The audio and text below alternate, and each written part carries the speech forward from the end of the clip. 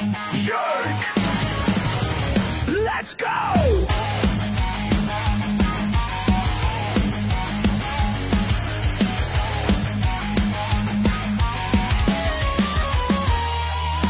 Cam's a shit kicker, 2 bombs in the lead. Soul Dragon Cougar's no time for fatigue. And he's a shit talker, stirring up the show. Never played a shift, but he's ready to go. The Cam and Strick Podcast is brought to you by Stifel, one of America's fastest growing wealth management and investment banking firms.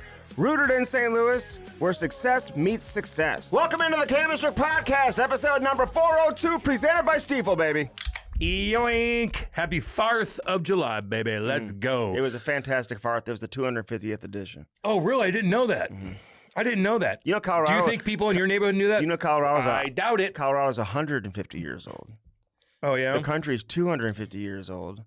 And what is the oldest state in the country? God dang Delaware. Is it? I believe so. Isn't it the first state, Delaware? Fuck.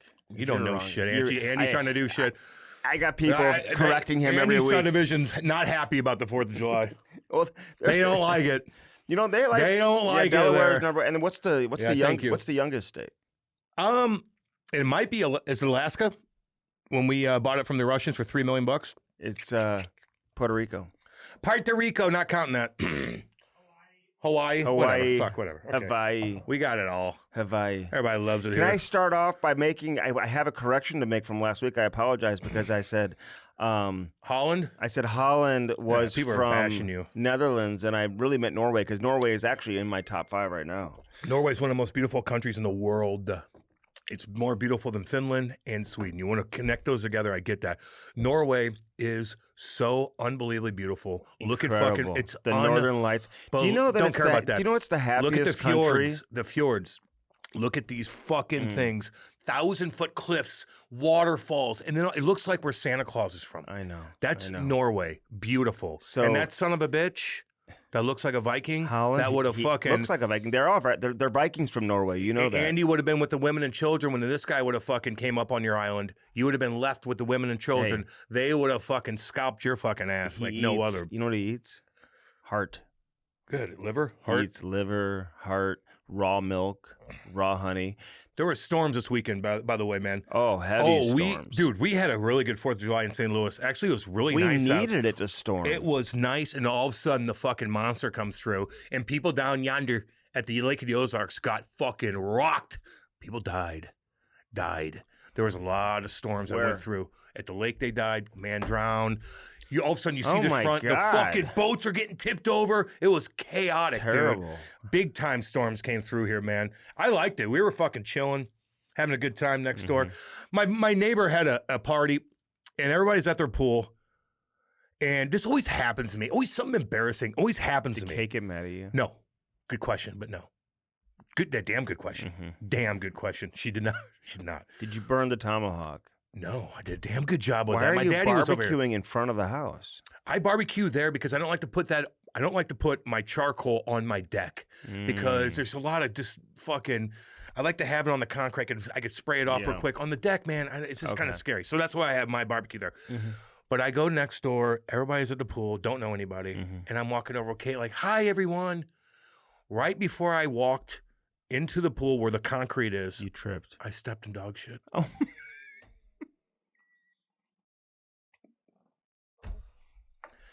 I step in dog shit, and right when I step down, I go, "Oh!"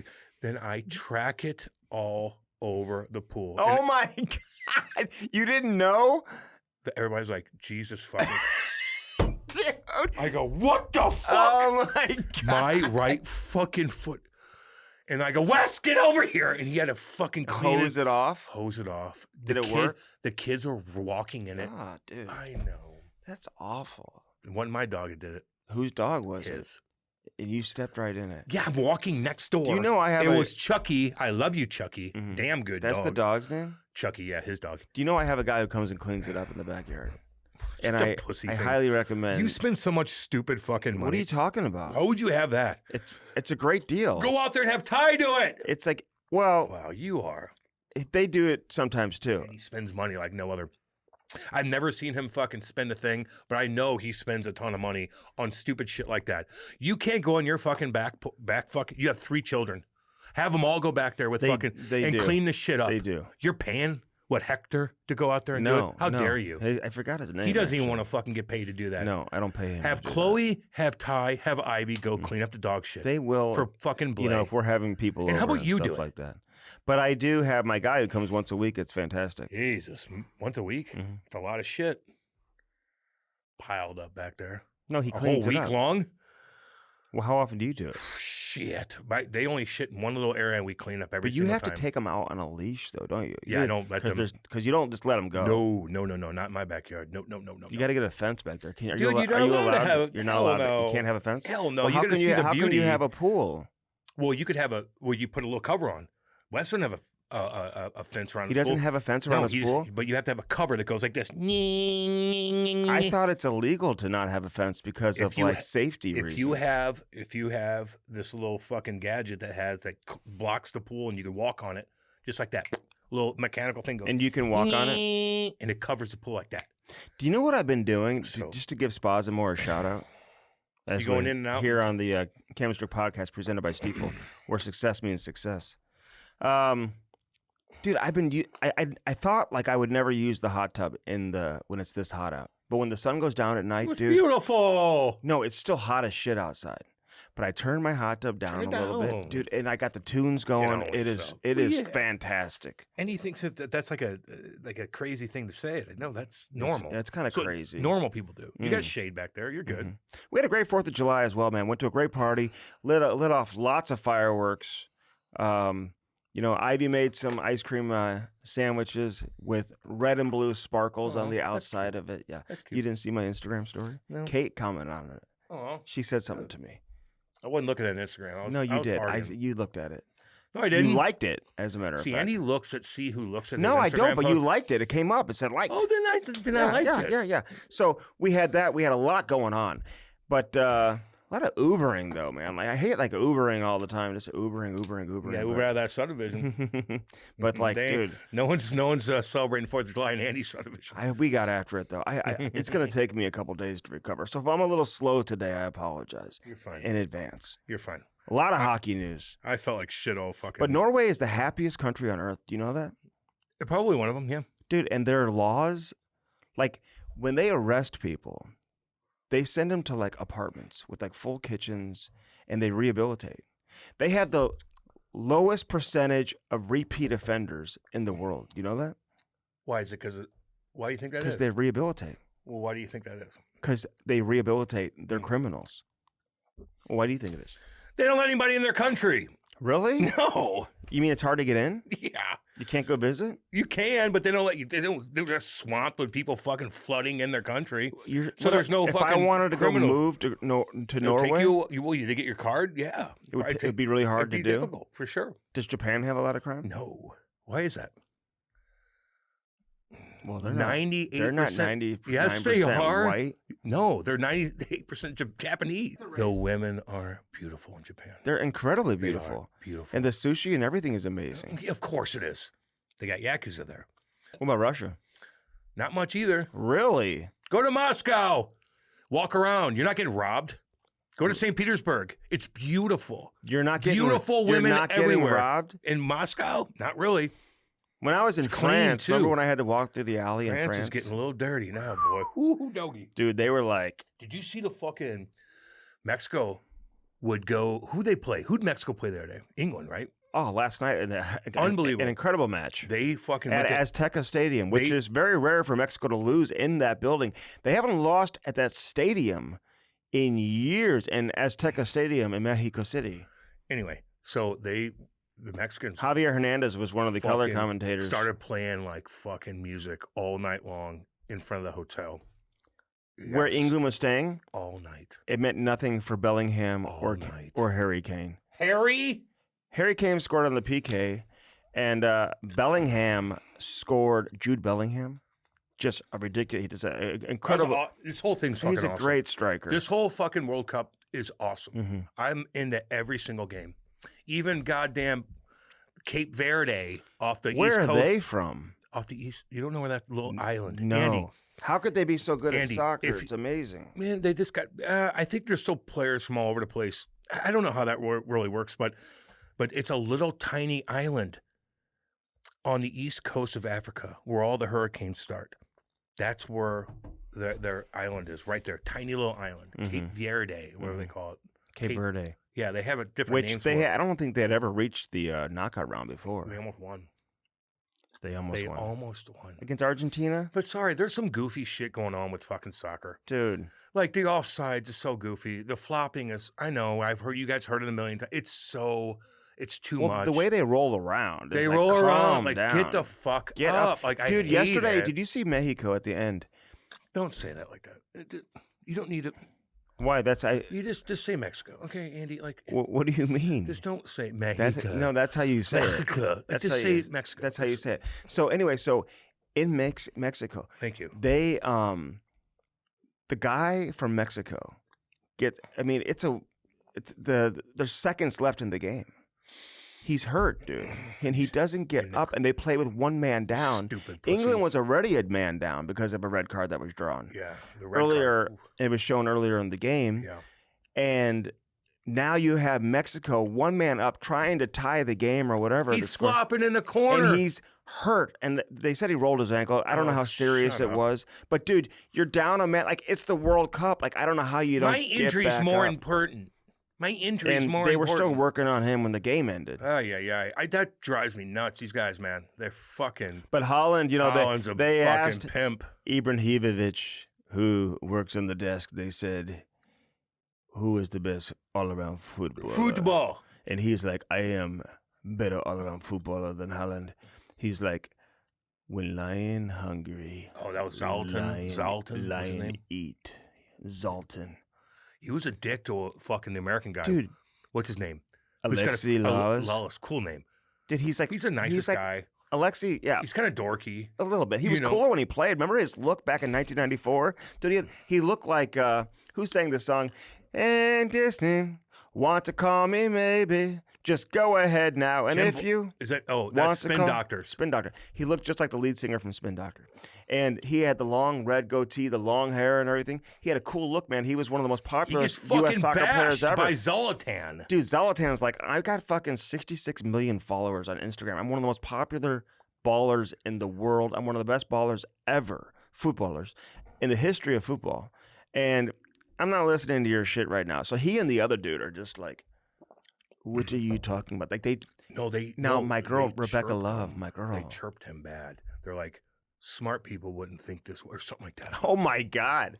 Do you know that Poor Alexi Lalas is getting smacked around. You gotta by these read guys. Zoltan, like his history, dude. I follow he him. Beats up teammates and shit, like in the locker room and stuff, dude. He's had a lot of controversy beating up teammates and doing shit. But dude, I love his answers. It's easy to beat up teammates when you play soccer. They'll be like, your take on this game. He'll be like, it's fantastic football, but until they start to understand and bites that the hand that bites you, the hand that will rocks feed you at the end of the day. Yeah, calm down. And he's like, from the 18 inbox, they drew the penalty kill foul. I did not like the call, but I love the finish. Fucking Trump, those taking a fucking.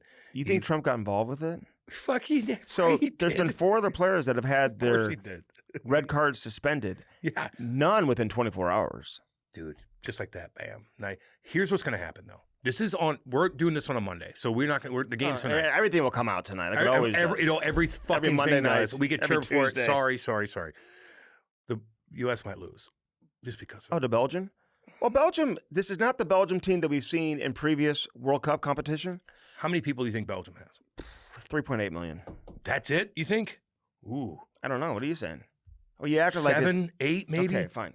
I don't know. How many does Cape Verde have? Not many. Where are they located? East part of Africa. So you see Africa, there's a little section. That one dude scored for Cape Verde and he ran into the stands. Yeah, and he Where are kissed you some girl. going? Get back. Dude, get back on the field. And then you lose. No wonder we have 11 minutes of stoppage time. Then you lose. And the stoppage time, like, when are we stopping? When are we not? Like, there's a couple things. I love it when we get to 90 minutes because I can't wait to see how many extra minutes there's going to be. Here's what I do like about soccer. Fuck, it's on time. They fucking go on time. You know exactly when, besides the last 10 minutes, you could take that. Hockey, baseball, fuck, you just never know. But dude, football, soccer is on time. You know when it's going to end. But the England game against Mexico was one of the badass best games. And Cape Verde and Argentina, honestly, was considered the best game of the tournament prior to Mexico against England, which was just an incredible tournament too, man. I mean, there were so many goals scored the first half. I mean, bang, bang, bang, great plays. But the Cape Verde, that kid scored twice, including that one from the corner of the box. I mean, just amazing shot, upper 90. Went right in. 11 million, Belgium. Really? So that's They're unacceptable. known for chocolate and stuff like that. It's unacceptable. Everybody's like, oh, the U.S., all the best players are playing basketball and football. And I don't give a fuck. We have 350 million fucking people here. We got the best fucking setup for any soccer field. You could throw a rock and hit a soccer field. We should goddamn be way more competitive. Do you think LeBron James at 6'9", 260 pounds would be a good soccer player? Like, probably not, dude. I think he could do anything he wants. I mean, it's such a... Wait. You don't think, just like Holland scored the other day, where they just kicked the little fucking, he jumped up fucking because he's 6'5", maybe, and he fucking hits with the ball. Head ball. Come on. I know, and Harry Kane's the king of the head ball, too. Big guys, like, you want to jump up for these head balls? Those are how the goals are going in. I know. The offsides is out of control. I'm so excited. Why? You can tell when it's offside. Can you? Yeah. Oh, yeah. Because your little dingies hanging out this fucking far. No, if you couldn't fucking tell. If you know the game. No, because the computer tells you exactly. So it's just no. The computer confirms it. Okay, whatever. The point is, there's all these badass goals, and all of a sudden they're called back. They're called back. They're called back. Couple of them needed to be. Dude, what do you think they say when they watch hockey? Doesn't happen this much. This is unbelievable. It happens more than you think, dude. When you're barely offside. No, listen, honestly, if you're not a hockey fan, but you watch hockey occasionally, or you watch hockey for the first couple times ever, and you see that type of shit, oh, goal scored, building goes crazy, oh, we have a challenge, and he's this much his skate. Terrible. I get what you're saying. You know what I'm saying? But it happens way more in soccer. Because there's not that many fucking shots on goal in soccer. Hockey, you could have 50 shots a game. In soccer, you're lucky to get anything going. And all of a sudden, it's offside, it's offside, it's offside. So that's what, just a couple little things, but fuck I'm into it, dude. I'm into it. Norway has no crime. No shit. No crime in Norway. Okay. No shit. Except for that one shooter one time. Oh, my God. At that camp. Killed like 50 people. Where? I think it was in Norway. Really? Yes. They have gun violence there? They did this time. Are the police equipped to handle that? Don't know. What's it like being a cop in Norway? Hey there, how are you? Can you settle down? Okay, there you go. High five. You know, go be a cop in one of these cities in the U.S. during 4th of July. See how you like it. Do you know one time I took a wrong left turn. I was in the most dangerous neighborhood in the city. And thinking about you. My wife and I were driving. We had our oldest, Chloe, was in a car seat in the back, and people were throwing fireworks at the car. I know. They don't care about your life. At our car. They don't care about your life. Just so you know. We were driving through. It was like a war zone. And he's like, these people are nice. Let's stop and ask directions. Like Clark Griswold. Hey, guys, you know where... Hey, everybody, come here. I got my family and stuff in here. Can we ask a question? Where's Market Street? Where's Martin Luther King Boulevard? We're supposed to make a left. You're on it. And he's like, man, go down here to my cousin's house. He'll tell you. Just give me $10. Shit. Remember Clark Griswold? Roll him up. I watched that I hear movie. he's a dick. Fuck yeah, he's a Chevy dick. Chase. Fucking right, he's a dick. Is that true? Yes. Big time That's dick. unfortunate. Because I watched a whole He's Netflix a special on Martin Short. He's amazing. Yeah. He's one of the coolest, Martin's one cool of the guy. best comedians we've ever had. Have you watched the Netflix special? No, not You got to watch it, I'm dude. watching George Washington, Thomas Jefferson. What else do they have on Netflix I watch? Fucking badass. God, Netflix has some good shit. God damn. Their documentaries are badass. Dude. Really? Yeah. You're not into that Watch kind of the stuff. Martin Short one. Sure. It's really good, man. Okay, I will. I've been watching so much football. It's hard to. It's the last thing I'm on. It's Martin hard to. fucking Short. It's hard to watch a lot of My documentary game has had to take a pause right now because of how much football I'm watching. Football. I think we should start calling it that here in the States. I don't understand why we call it soccer and everybody else calls it something else. But Inter Miami, they're looking to steal some of these guys, man. Like these guys are coming over and then they're looking to take more players. $100 million. Yeah. STL City, they don't take anybody. We need somebody. Who do we get? I was golfing with the big dog from them, And that was right when the shooting happened down there. Oh my God. Yeah, I didn't bring it up. You didn't? No, because we're golfing. The big dog from STL City? Yeah, one of the guys that runs it. What does he do? Uh, Who is it? But I was like, well, it's a female owner, you know. well, I know. Yeah. No, I know. But this guy was in charge of whatever. And I was like, oh, God. Like, didn't they just have a shooting? But it wasn't in the stadium. It was outside. Everybody had to go to the fucking thing, hide out a little bit. It was fine, but... Yeah, I'm considering a vacation to Norway, dude. I never thought I'd want to go there as badly as I do now. It is the most beautiful fucking scenery. What do you mean the Northern Lights? You wouldn't like those, man? I don't care about that. We just had Northern Lights here a couple fucking months ago, just so you know. We need to see some real stuff. I don't... I'm going to Colorado next week, and I cannot wait to see the stars, boy.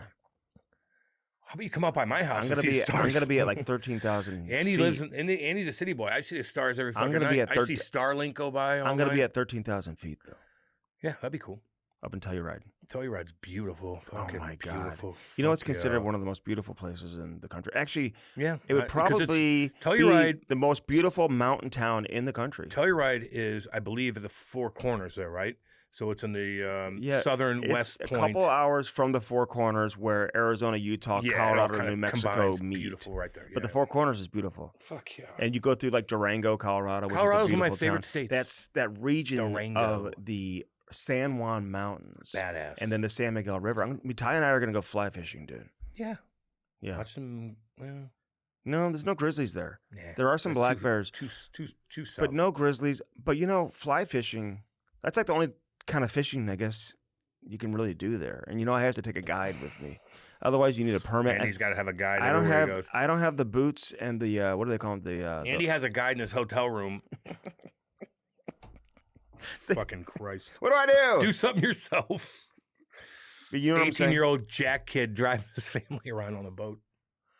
Fuck, you didn't want to be on a boat to Lake of the Ozarks. Oh my God! Oh. How's Pat Verbeek doing? Andy.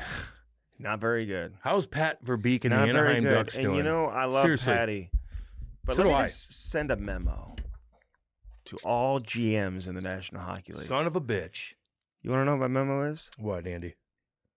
When you have a special player, you better treat them like they're special. And you better get it done. What are you waiting for? What are you waiting for? Like, explain to me what you're waiting for.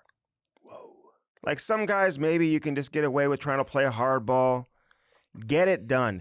And I look at some of these teams that have signed certain players. I look at Utah. They signed Cooley. They gave him $10 million. And people are like, oh, that's too much money. No, it's not. Because you know what? Somebody would have been throwing an offer sheet probably at him. Now you don't have him. And now you got to pay Leo Carlsson. And we love Leo Carlsson. But you have no choice, man. You got to match this. You just spent several years not making the playoffs, and you're rebuilding. You get a second overall pick. He got you in the playoffs. He got you in the playoffs. He's fantastic. I think he has the ability to be a top 5 center. I agree. Top 10 player in the National Hockey League. He's so damn good. Big. So you could have gotten him for 9, 10, whatever it could have been. I think he was quoted as saying he would have taken like 9.5 or 9.25 if they would have offered him. You get the defenseman done in Lacombe. How are you not getting Leo Carlsson done at the same time? Like, I don't understand that. How many times have we said on the podcast, like, somebody should throw an offer sheet at Leo Carlsson? We kept saying it over and over. Over and over. I couldn't believe they didn't have him, you know, protected. And they're lucky that Cutter Gauthier isn't eligible for an offer sheet. Otherwise, somebody would probably throw an offer sheet at him. Now you had to sign the defenseman, Mitnikov. You had to give him over $7 million. Probably wouldn't have had to give him that much money if you would have gotten him done, but he was about to get an offer sheet, so you had to pay him over $7 million. Whoa. What are we doing? Don't know. Danny Briere's like, I don't give a fuck. Well, Danny Briere's like, I'm going to put you into a jam, just like Doug Armstrong did to Edmonton. That's big difference, but yeah. No, but that's how you do it. Yeah. He double offered them. Army did to Edmonton. That put them in a jam. He put Anaheim in a jam because now they've got to sign Gauthier as well. They're going to have to move out a player. Oh, Jesus. I mean, so right when you're there, you just finally get... What are you waiting for? And so if you're Leo, even like if Anaheim were to come out and say, well, we were negotiating with him, we were trying to get it done. But, you know, you get to a certain point where, hey, why don't we just chill? Why are we signing right now? We know these offer sheets are coming. There's talk. They could have had 4 players or 4 teams that were ready to submit offer sheets if they didn't already. You know what I'm saying? 18. And now you got to pay him $18 million. And now you just raise the prices of salary. You raise salaries across the board now. If Billy did that. Philly did it. Billy did it too. Billy who? Guerin. Yeah, we gave him 17. Yeah, he Okay. started it. Okay. But if I'm Connor Bedard who hurt his shoulder, it looks... Did you see? That looks... I hate it. that looks- I hate it. I hate it. Did you see how he went down?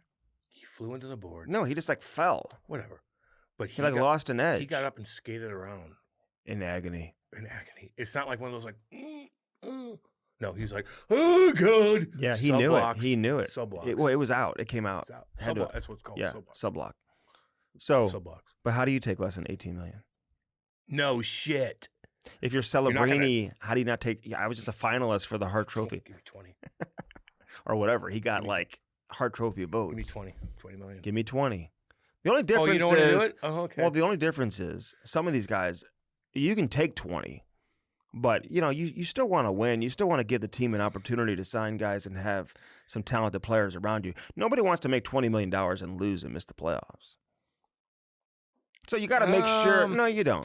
No, but would you rather? Would you rather make 16, 17? But it's not guaranteed that you're going to lose. Would you rather make 16, 17 and have a team that's capable of winning? You don't, or make 20? So you're saying these guys aren't going to be like, no, I'm not going to take 20 because I want my team to win.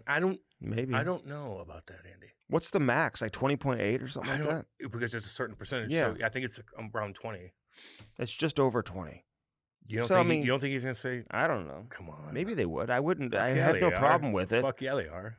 Just like every other athlete But there's does. no Besides in no McDavid. world should Connor McDavid or Macklin Celebrini Connor McDavid's in a different or situation. any of these guys, should they be making less money than Leo Carlson? No shit. But Connor McDavid's in a different situation. He's desperate to win. Macklin Celebrini, a kid, and he's like, fuck, give me fucking 20 million. I'm the fucking man. And then build around me. We'll figure this thing out. I know. Because the cap's going But up. you know what? In Philly's defense, man, listen, that's the type of offer sheet you make. You try to put them in a jam. You make it difficult for them to I like it. to match it. I like it. And I'm sure there's some residue left over from the Cutter Gauthier situation. Gauthier wanted out. And, Shit, yeah, there is. Philly really didn't have any leverage in You're the damn right, situation. homie. They've had other trades since then, right? Zegras and whatnot and some other guys. But What's Zegras going to get? I don't know, probably 10, 11, 12, 13, What did he 14. put up last year? 60? He had a very good year. He had a good year. He had a good year. He had a good year. But, so what's he going to get? I don't know. Think about all these guys that signed recently. Or last year they signed. know. Or 2 years ago they signed. Like your Robert Thomas making $8 million.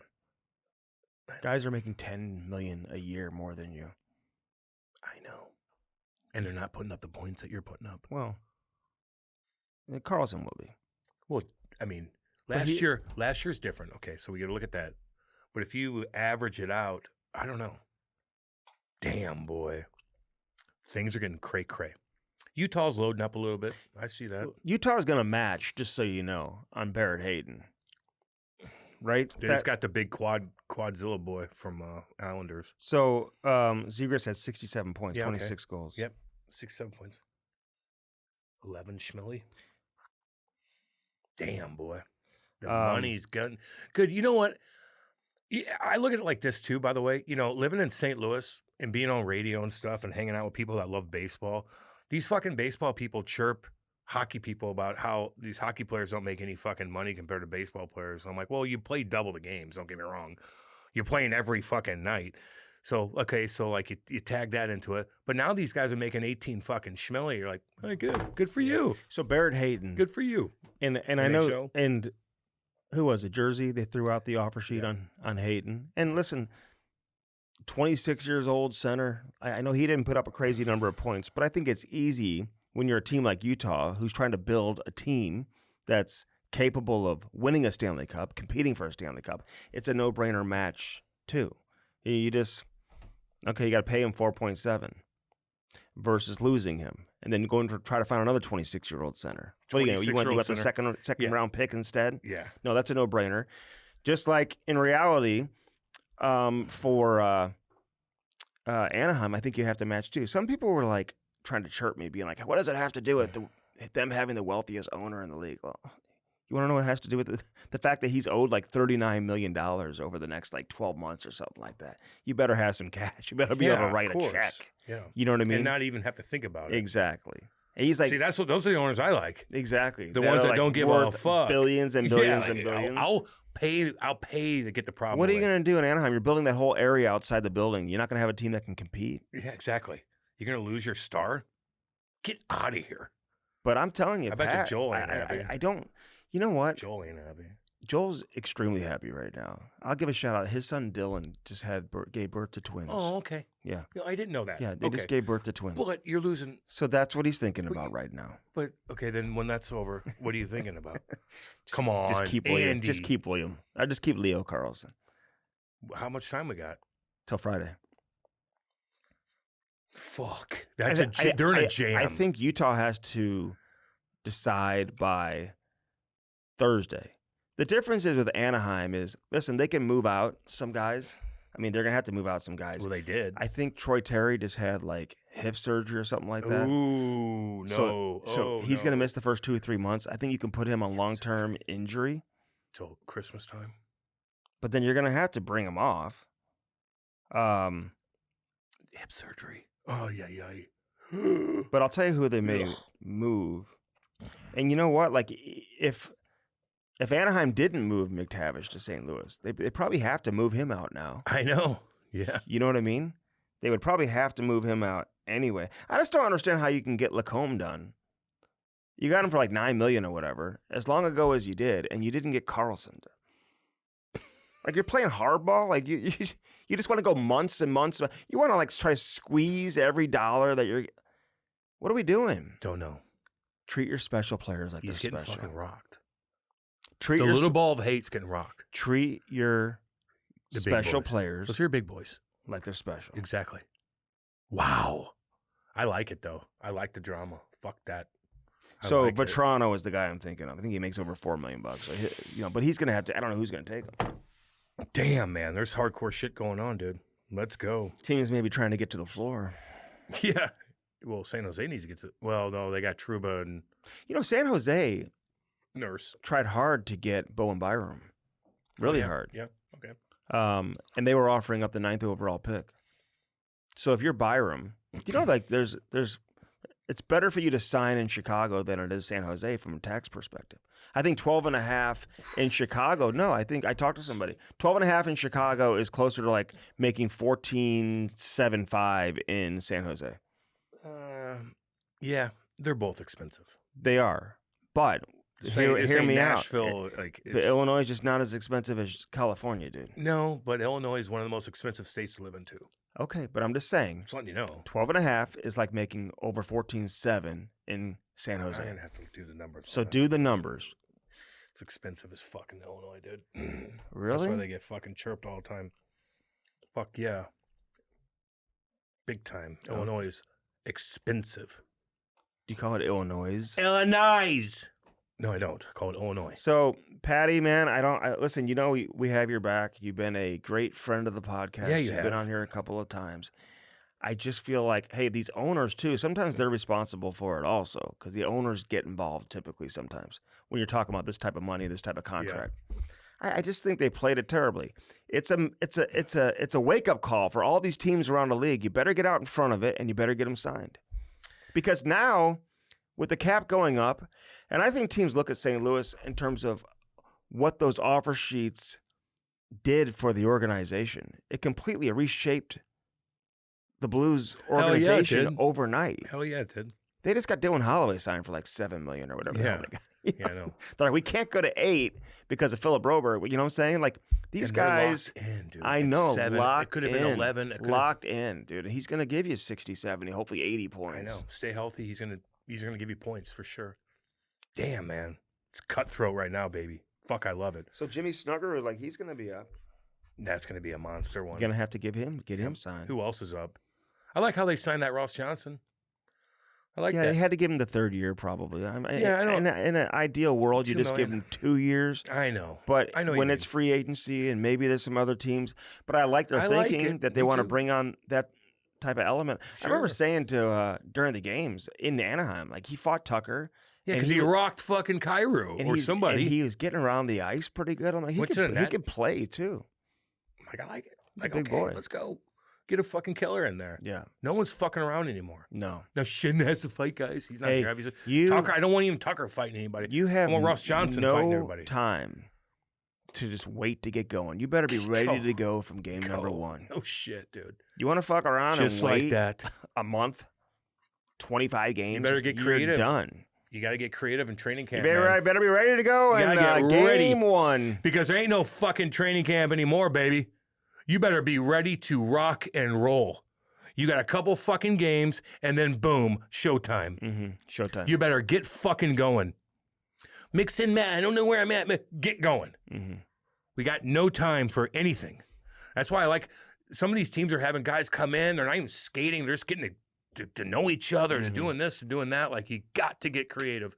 But it sounds like things are starting to calm down with Austin Matthews in Toronto, with Toronto going out and signing some guys and bringing some reassurance. I like what Toronto did. So I think Austin Matthews is like, okay, I'll come back and play with these guys. I look at Chenka. I'm like, good for you, man. That's why you're outside the box. Whatever. You signed by. Okay. I don't know how Bobrovsky's going to do there, though. You know? I was talking to a couple people last couple days about that, and I'm like, you had it damn good in Florida, man. Son of a bitch. You had it so fucking good. So good. And now you're going to go get lit up for 5? Seriously. And his regular season numbers haven't been great. He's been great in the playoffs. 67. But you got to get to the playoffs. You can get lit up for 5? In Florida, no one cares. No one cares. You're up there. Carlo Koyakovo is going to be talking about you for months. We love you, Carlo. Carlo, but like, you know. Carlo, the O-Dog. And O-Dog, and fucking everybody. And what's his old boy we love? Noodles? Noodles is fucking about as fair as you can get. Yeah. Kipper. Who's the rider that went crazy? Simmons. Oh, yeah. You got fucking, man, you got some people fucking chirping. Bob's like, I was in Columbus.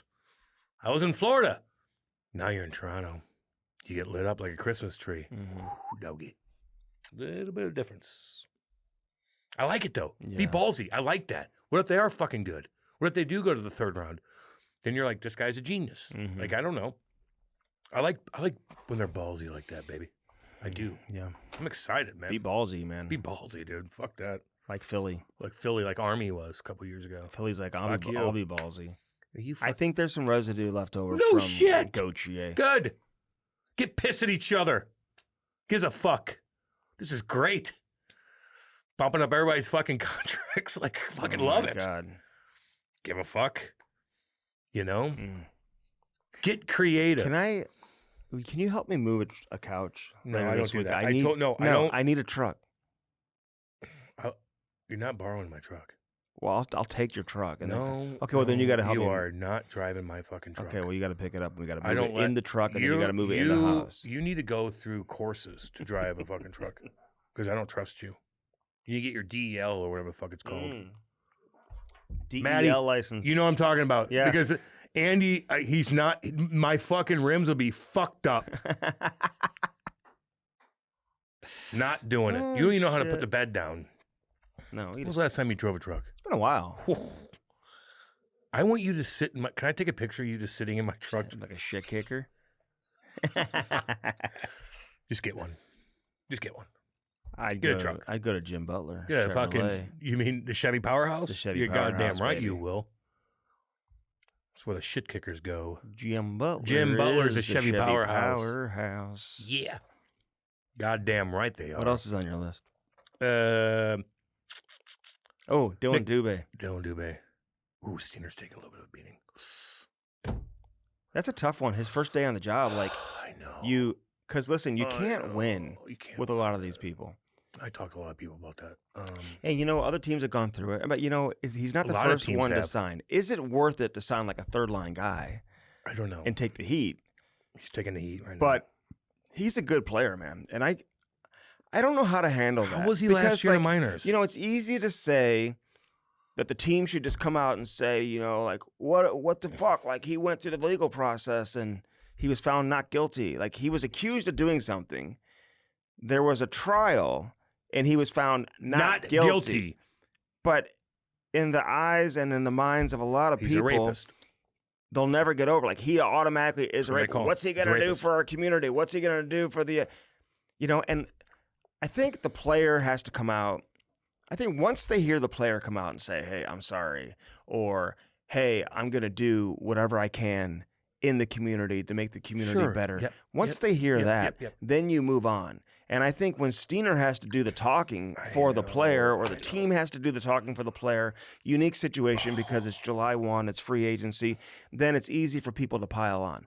But, they gave this guy a chance. They got to know him in the minors. I know talking to another agent who's trying to get, Alex Formanton signed, who was also involved. He's having trouble, finding a spot for him. Yep. And hopefully this allows some of these other guys who are also trying to get back into the league. Yarmo had to say the same thing. Gives them a chance. Was it Yarmo? With what? I listened to all his press. Did they sign somebody too, Yarmo? Where he's just like, no, like we did our due diligence. We did our due diligence. Who the fuck was that? Listen, it's not just Steiner. Mm-hmm. There's a ton of other. No, I know that. It goes on and on and on. And Kelly McCrimmon had to do the same thing. Thank you. St. Louis is a great market for that. But I do think the message to a lot of people and to any media that has an issue with it is to say, hey, there's a legal process for a reason. We're not involved in the legal process. They went through the process legally. There was a trial, and he was found not guilty. And then there's another process where the NHL has to let these guys back in the league, and they let him back into the National Hockey League. He's eligible. Yeah. What if it was your son? I want to ask people that. Do you think if it was your son and he was accused of doing something, he was found not guilty through the legal system, would you just never want him to get another chance ever again?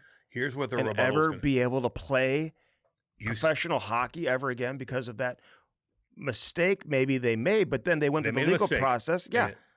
Yeah, they made a mistake. 100%. But found not guilty criminally. Yeah. Here's what you never be able to play again? Here's what they're going to say to you with the rebuttal. What do you think it is? What do you think it is? You have 2 daughters. They're going to be like, what about if that happened to your daughter? That's what they're going to say to you. And your rebuttal is like, hopefully my daughter won't put herself in that situation. Correct. Because we read the fucking transcript of this whole thing. I did. And we're not piling on the female. No, because young girl, you don't put yourself in that situation.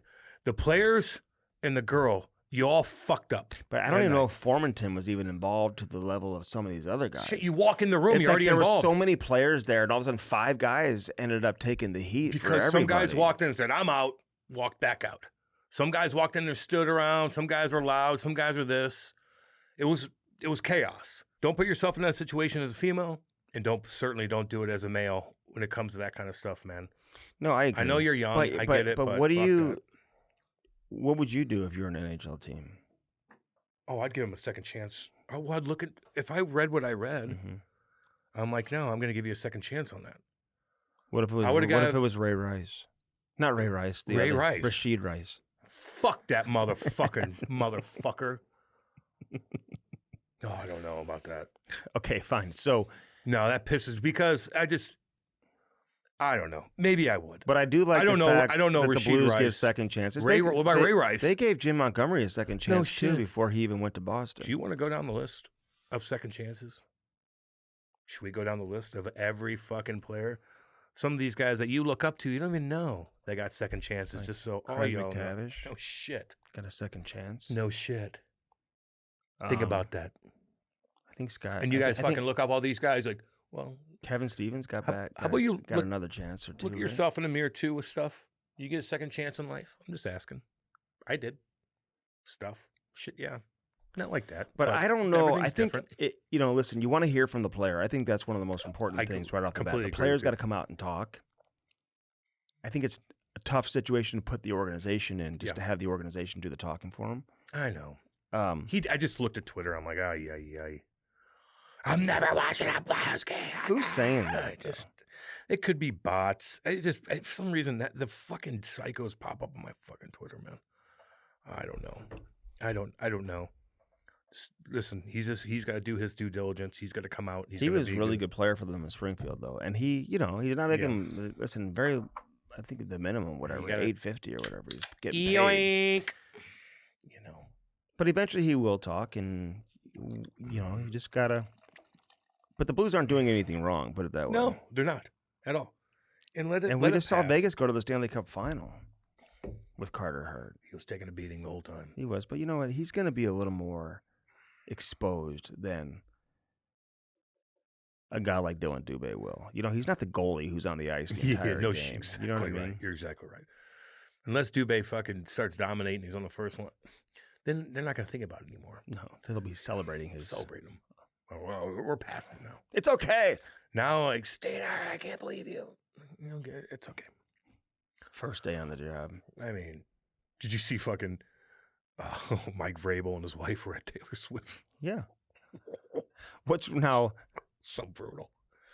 Like, you feel like you have to go to that wedding? Like, If I'm him, fuck no. I'm not going anywhere. I'm gonna go in public with my wife. I'm going to walk in front of 50,000 people as Mike Vrabel with my wife. with my wife, who who fucking everyone hates me, knows that I just. smashed out this fucking broad for years. She doesn't hate him. He's like, hey, go ahead, leave me. You're not going to Taylor Swift's wedding. No, she's probably like, I'm going to fucking leave you. And I'm Oh, going to take half your fucking money. Oh, And I'm going to shit. own your soul. Oh my god. And then I'm going to meet another guy because I have a ton of money. Another and I'm going co- to bang the fuck another out of him and coach, film it. one of and your send it to former you. teammates. Exactly. Now- She's got the power. Now, what do you think? You know? What do you think of? Do you think Kelsey's signing a prenup? Taylor's making him sign a prenup. Sure. Like like an expansive one. Probably. I like how they're supposed to be like so like discreet, and then Let's get married to MSG. they shut the fucking city down. People are Where do you trying to- think they people are should trying to get to work? Where should they have gotten married? You think? In Somewhere Ireland. like in Italy or And something. Yes, Andy. Or how about up in New York, Lake George, in a beautiful castle looking over Lake I don't know George? if they could take over that whole area. No, how about like don't take over the city? You go to MSG. What are you, a basketball player? They had 1,000 people there, I think. Well, it doesn't even sound like a nice Horrible. environment for a We're wedding. gonna shut the city down. I'd go on an island, or I'd be in fucking Lake Como, or Lake Mhm. George up in New York, Lake Tahoe. Lake Tahoe. Get away from everybody. Have my certain people. Tell you No right. one even knows I'm there. We don't have to shut the city down. We don't have to have all these security fucking Everybody police. would know they were there. But it's hard to get there. Tell you right. You're in fucking MSG, dude. You're right in the heart of the biggest city in the world. Mhm. It's not the biggest city in the world. It's the most important city in the world. But New York City? What's the biggest city? the biggest city in the Houston? world. What? in Houston's not even the top- country. Houston's top 5 in the country. New York's the biggest in the country. Oh, it is. Yeah, not in the world. It's the biggest city in the country. Yes. Okay. And then LA. So the biggest city in the world, I would have to say, is Beijing, Tokyo. That's a good answer. No. Is it in Russia? No. No. Because Russia's a monster. A lot country. of their people live in your neighborhood. Oh, so New Delhi? There you go. India, I would say. What is it, Maddie? The Gangzhou, China? Son of a bitch. Fucking A. China. But I would say, what's the big city in goddamn India? Not New Delhi, but I bet you they got fucking shit ton, dude. Shit ton. Shit ton. 38 million. Thank you. Woo! Woo! Big dough. I got that, Tokyo's up boy. there too. Oh, yeah. No crime. Tokyo's got some great... No crime. Tokyo. Beautiful. They clean. You ever watch the Japanese over here Mm-hmm. celebrate the World Cup? They actually clean up after each other. Do they? Do you see what they do in They're Japan? the fucking How best. clean that is? I love Japan. I love the Japanese people, baby. What's up? And the women are beautiful. I think the person who cleans up the dog poop is Japanese. I stepped in that dog shit and walked around. Everybody's staring at me, and I have my huge foot, which is disgusting anyway. What'd you do with the Is- shoes? Like, I was walking barefoot over. It's my neighbor. God, you were barefoot? It's my neighbor. Dude. Such a Hoosier move. You didn't know it was like in between. I felt it. I go, son of a. Then people are talking to Did me. you put your foot in the water to like. No, I walked, and my footprint was everywhere, walking around, high-fiving people, and they're like, "What the fuck is this?" Oh, They didn't even know you. fuck it. They don't even know why. Oh God. Fucking God. That just happens to me. I live a good life, so that kind of stuff happens to me. Like, sometimes you think you're cool, then you step in dog shit, and you're not, right? It's one of those things. Life settles me down, humbles me. Humbles you. You need that. I know. But I've been humble you. I've been humbled. You're lucky I'm around you. No, but I've humbled you more than you need me around you more than you think. There's things that have humbled me. Like what? Just gotta think about it. Oh, fuck. I could tell you 50 fucking things right now. Okay, fine. Tell me one thing that's humbled you. Maddie, see this motherfucker. No, hold on. He's got to think. I'm pretty perfect, he says. No, I'm not. What does it mean to be humble? Humbled, like you fucking tone it down, baby. Sit down a little bit, boy. Mm-hmm. That's what that means. What has humbled you in life? Dude, I humble it's tough, isn't it, Maddie? I humble myself every day. The fuck you do? God, my kids. He humbles himself, he says. I humble myself. You got problems. No. You got to figure that out. You got to get humbled once in a while. Oh, yeah. You can't even name one Sure I fucking thing. can. There's been a lot of things that have Like what? me.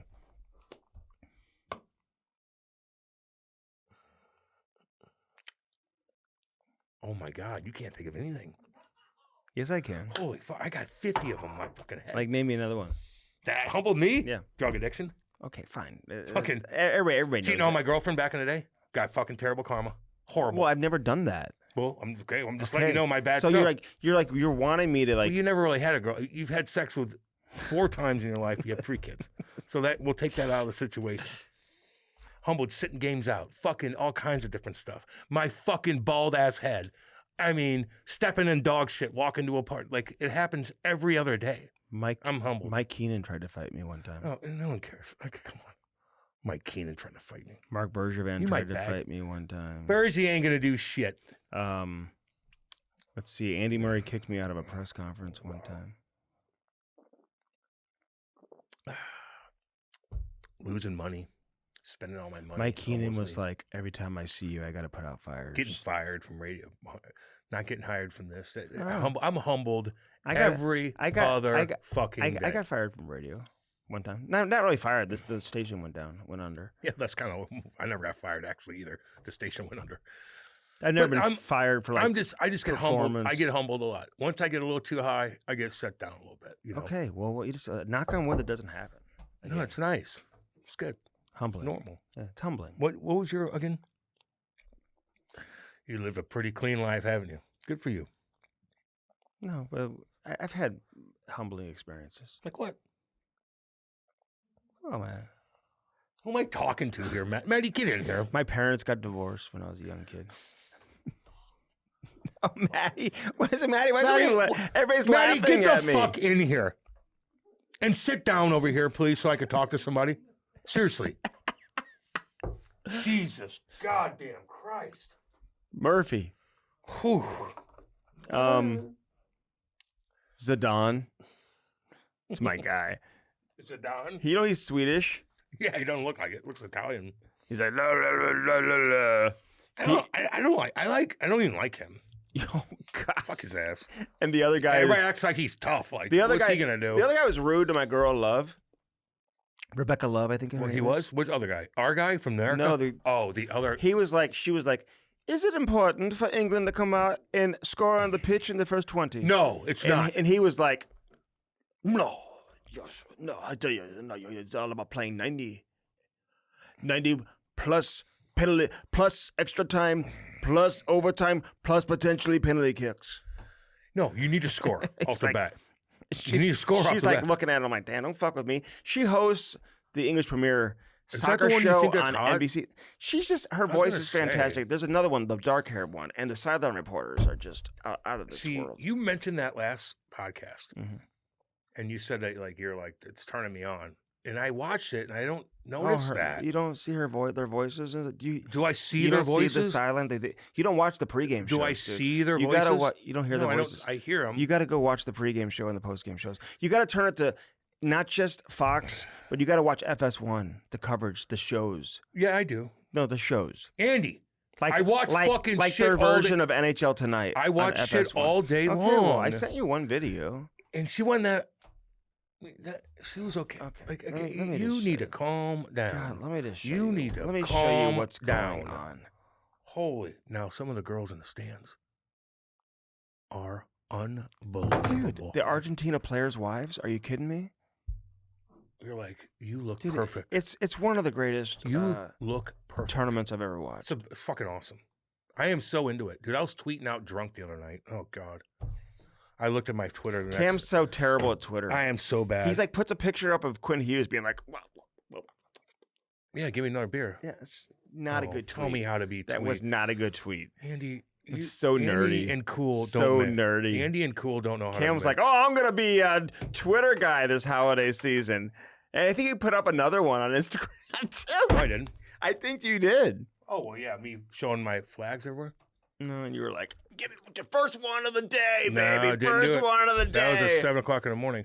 Let's see what that. I did pretty good on that one. You see, that was with Quinn Hughes asking for a fucking, like, here, that's getting me another beer. Everybody I knows know. that. Oh, Okay. cool. I know. Yeah. Teach me how to be cool. Type A. Eh. Type A. Be Hey, creative. anything I fucking do anywhere, like Be it's not creative. even about me. They bash Andy so fucking bad. Don't Like, turn it on they me. fucking You can't turn it everybody on bashes me. you so fucking. Just because you don't even know. I told you. Don't, What do you say on don't Twitter? turn it on me. What do you say on Twitter? I use Instagram more for like personal. I highly recommend everyone follow me on There's Instagram. a lot of hockey sense tweets on here. I don't see any Cam and Strick tweets. That's weird. Is that true? Yeah, I don't see many.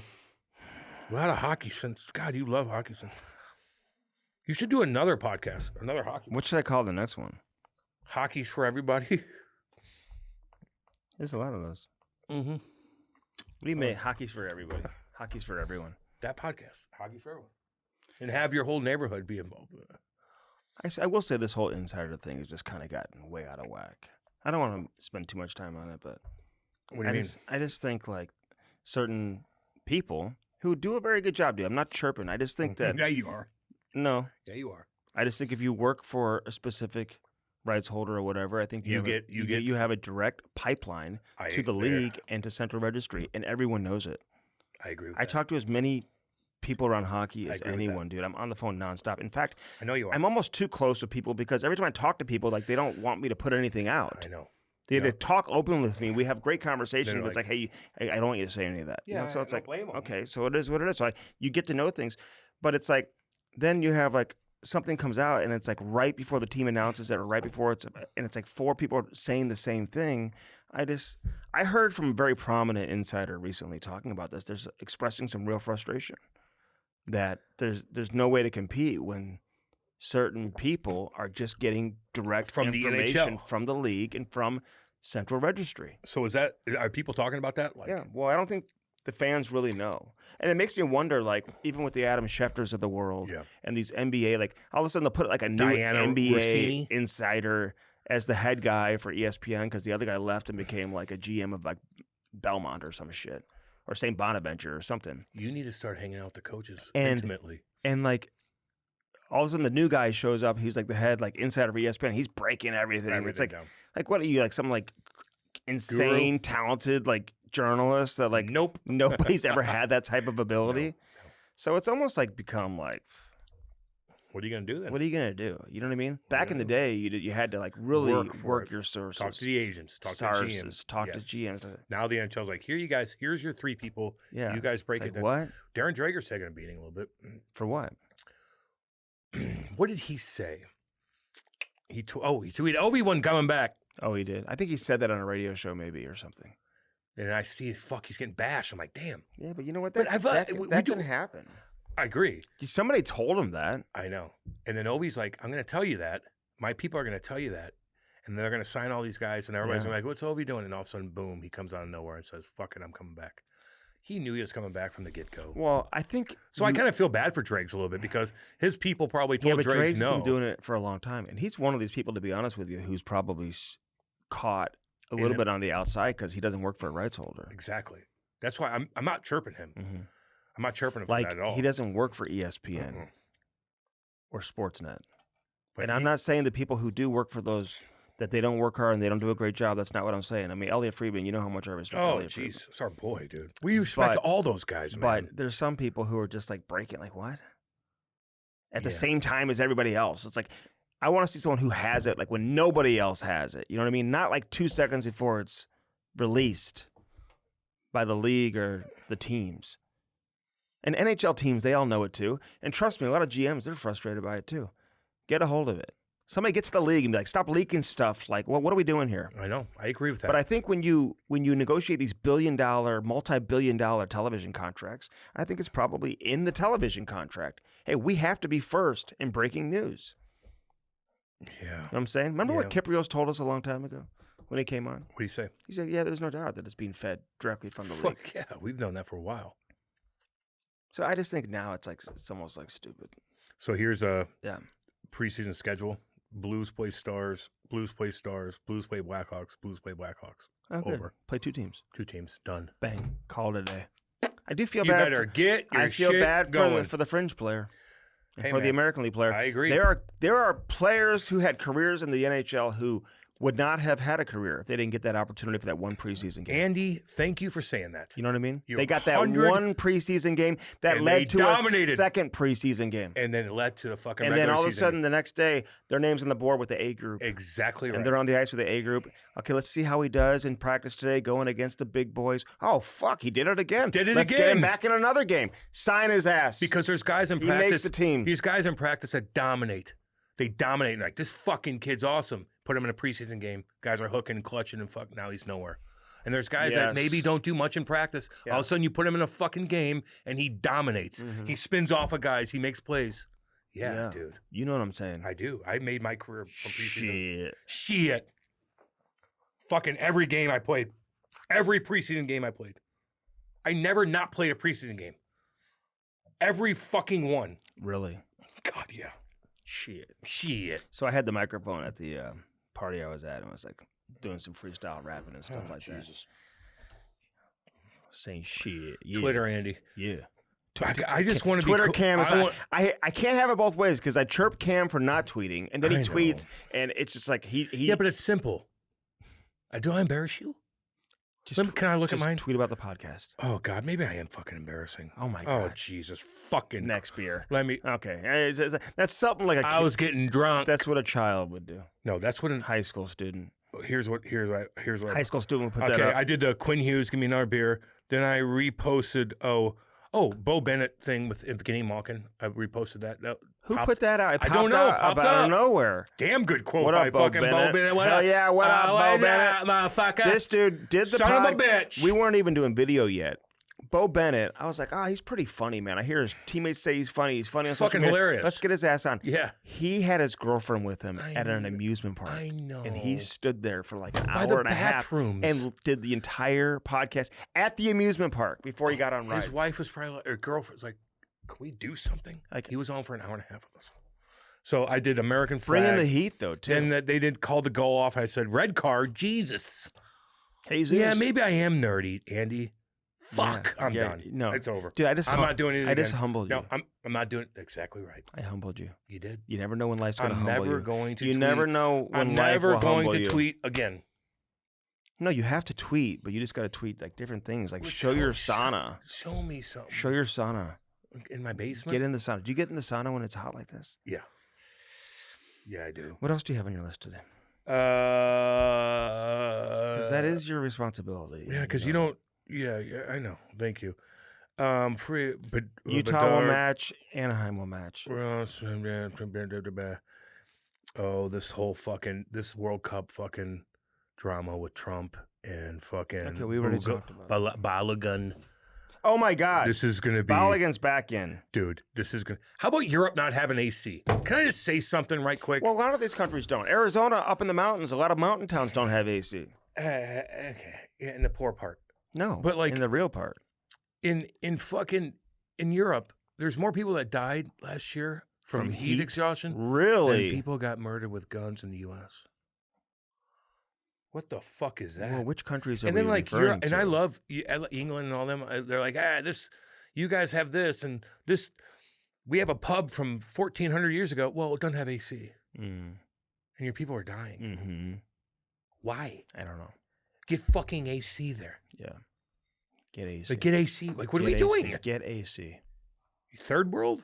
What? I love all y'all. Fucking bled for you. Get AC. Get AC. You bled for Kelly. who? Fucking England. Oh, Nottingham? Yeah, remember? Played there. I bled for Parkway North, too. And Creve Coeur hockey back in the day. Creve Coeur. Rigid, tough Creve Coeur. Do you know that? Just look up where Andy's from. Look up where Andy's from and tell me how hardcore. I took an elbow in the lip one time. It bloodied my lip so bad. I remember that the chin guards on helmets used to be kind of like white, like almost like styrofoam back in the day. So it had blood stain all over it. I just never washed it off. Let me see those scars in your face. Holy God damn, boy. Woo! I look at you in a fucking in an alleyway. I'm like, fuck this. Oh, I know. Because you never know. He's clean shaven. What he's packing. Let your beard grow up. No, it's not very good look, dude. Like, what is it? Not good. Can you not have it at all? Is Ty not gonna have a beard? Oh, he probably will. Because Ty is like, Ty has different genetics than me, which is really strange. Do you even have sideburns? Yeah, a little bit. I had to shave him today. But Ty, do you shave every day? Ty, it's weird. Like I was talking to, remember Eric Boganicki? You ever play with him? Yeah, hell yeah. Eric Boganicki. I was talking to Lee Stempniak about this. I saw my roommate. I know Can he I was. say something funny about him? He's the nicest kid ever. He's man. cheap. He's one of my all-time favorites. And do you know what? Sweet. Everyone human. respects Lee Stempniak. He played for like 10 teams. Get him on. I gotta get permission from Utah where he works. I told him. I hung out with him a lot at the draft. It's one of my favorites. He signed a $16 million deal, and we're in a hotel together, and we both needed haircuts. And he would not go to this one haircut place. Good for him. Because those 16. Stay true to who you are. He's a Buffalo boy. $16. He's a Buffalo. I go, let's just go there. I'll pay for it. Let's just go to this haircut place. $16. He wouldn't do it. He wanted to get a $10 one. Okay, good. He's just a good kid. You would think that's good. He's a good kid. Great guy. Everyone in Boston, Patrice Bergeron, everyone loves him, man. Leroy? Yeah. Sweetheart. I was his roommate. He saw couple weird things. Poor guy. God, what did you do to? He's pure. He's pure, and I don't like to be around pure people because I feel like I'm the devil. Negative influence. No, I'm nice, but I do weird things. Especially back then. What are you doing in front of him?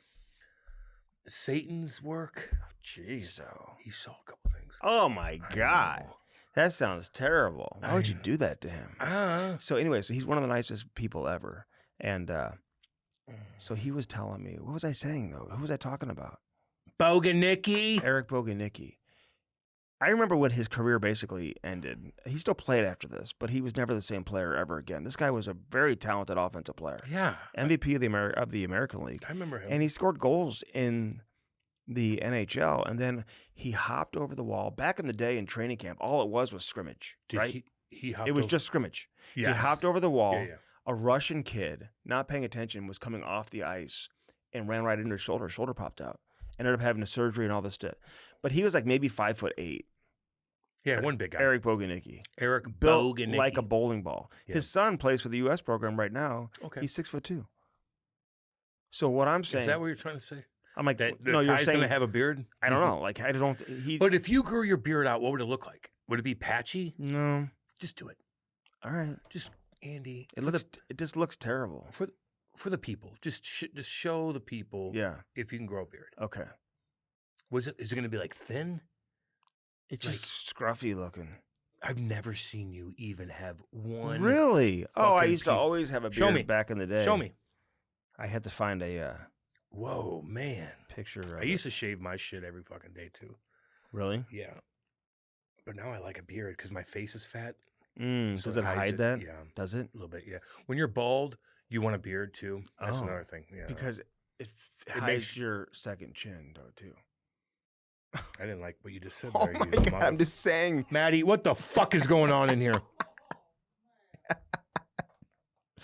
I'm just saying. I don't like your attitude. I know you don't. I don't like your attitude. I ate so much fucking shit. What were you eating? God almighty. All right, so listen. God. We've got Alex Tuch on this edition of the Camistrick podcast. It's my boy. as Washington is doing some things. Washington. The right side with Tommy Wilson, Alex Tuch, and Jordan Kyrou. That is formidable. Jesus. Protest boys. Protest Monsters. the twins. Monsters. They're like the Paul twins, the Paul brothers. Okay. Logan and Logan Paul, and what's the other one? Jake, Hey, how did what's his name Jake. do in the fight? Who? The Con Dog? It's this weekend. It is?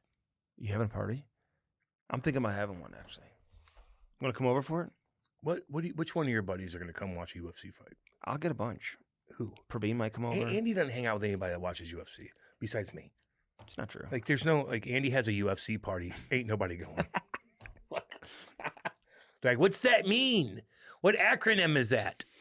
Okay, so before we get to Tuck, because I gotta give my World Cup top 5 rankings this week. You're starting to slow things down when you do this shit. I know. Just so you know. So, like, unless you're funny, but they've I don't know changed. what we're gonna They've do. changed. Are you interesting or gonna be funny when you do this? Are you ready to go? Just be interesting or funny. Are you ready There's to got to go? be one or the other. Okay. Otherwise, Okay, Maddie, write it down. Okay, are you ready? Write it down, Maddie. Go. I'm gonna go France number 1. They look damn good. Mbappe. I don't like him. He's tied for the. I don't like him. He's tied for the tournament lead for the Golden Boot with goals Do with they Messi play Canada and Holland, and I believe Harry Kane is 1 goal behind those 3. Those 3 have Messi's up there 7, too, yeah. and Harry Kane has 6. I don't like Mbappe. It is interesting that in soccer, like Harry Kane comes out of the game in the last 10 minutes of the game. So did Ronaldo. The other Ronaldo did too, but he's 41 or whatever he is. No, best player in the It's world. pretty amazing. right? He's built like a Greek god. That guy. Yeah, I love when they have like him mic'd him. when he's watching his son I like play soccer. Mbappe, the goalie, I think it was who they play, Canada, I guess, and he's like chirping the goalie after they won. The goalie's like, "Fuck you," throws the ball and hits him. Yeah, I know. And I'm like, "Fuck him." I like fucking Canada. Neymar was talking shit too before he had his PK. He's not scored in 4 He's World soccer. Cups. See, when they talk shit like that, it's like, shut. You just you're just on the ground grabbing your I know, wee wee, rolling around. rolling around like a pussy Okay. little 3-year-old. Ready? Pussy. I got France number 1. I got Argentina number 2. Now, keep in mind that we have not gotten through the Spain-Portugal game or the U.S. game Beautiful women. in Argentina. Oh, my God. A lot of Germans in Argentina. Really? Funny how that is. Okay. So I've I got. don't even know what I'm talking about. I'm putting Norway at number 3. Believe it or not. England at 4. And then right now I've got Portugal at 5, although they couldn't get knocked out tonight. So I apologize. Write that down. Put money on it, everybody. So what did I say? France, You don't even know Argentina, what you said. Norway, England, Portugal I think the U.S. is going to lose tonight to Belgium. Damn. because of all the drama. I always say this. Yeah, When but there's- Belgium's not the same team they were 4 years ago and 8 years ago. Okay. Don't act like you fucking know. Jesus, stop that. I'm telling you. No, seriously, stop. Fucking imagine Andy on the panel with Zoltan. I would. He would love it. own your soul. Oh my God, Zoltan. Because oh boy gets fucking raw. I don't like it. He Alexei? bullies him. Well, I don't like it. so listen, when I they don't do like the it. U.S. games, it's an don't like it. all American panel because they'll bring Kemp up there. Donovan. They'll bring Landon Donovan, who's like kind of like I don't know. Baldy? You follow him on Instagram? Yeah. He's kind of like chirps everybody and like I don't like that. Kind of cocky, like, but he's all right. He's fine. I'm surprised you didn't like that. He's fine.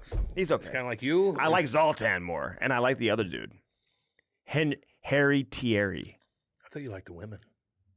the host and the Southern Reporters. Just show me these chicks, because Oh, my God. you're getting horny, and I don't when know. they speak, Like, Andy never talks when- about this kind of stuff. when So when they he does, I'm when curious. they speak, let me find some.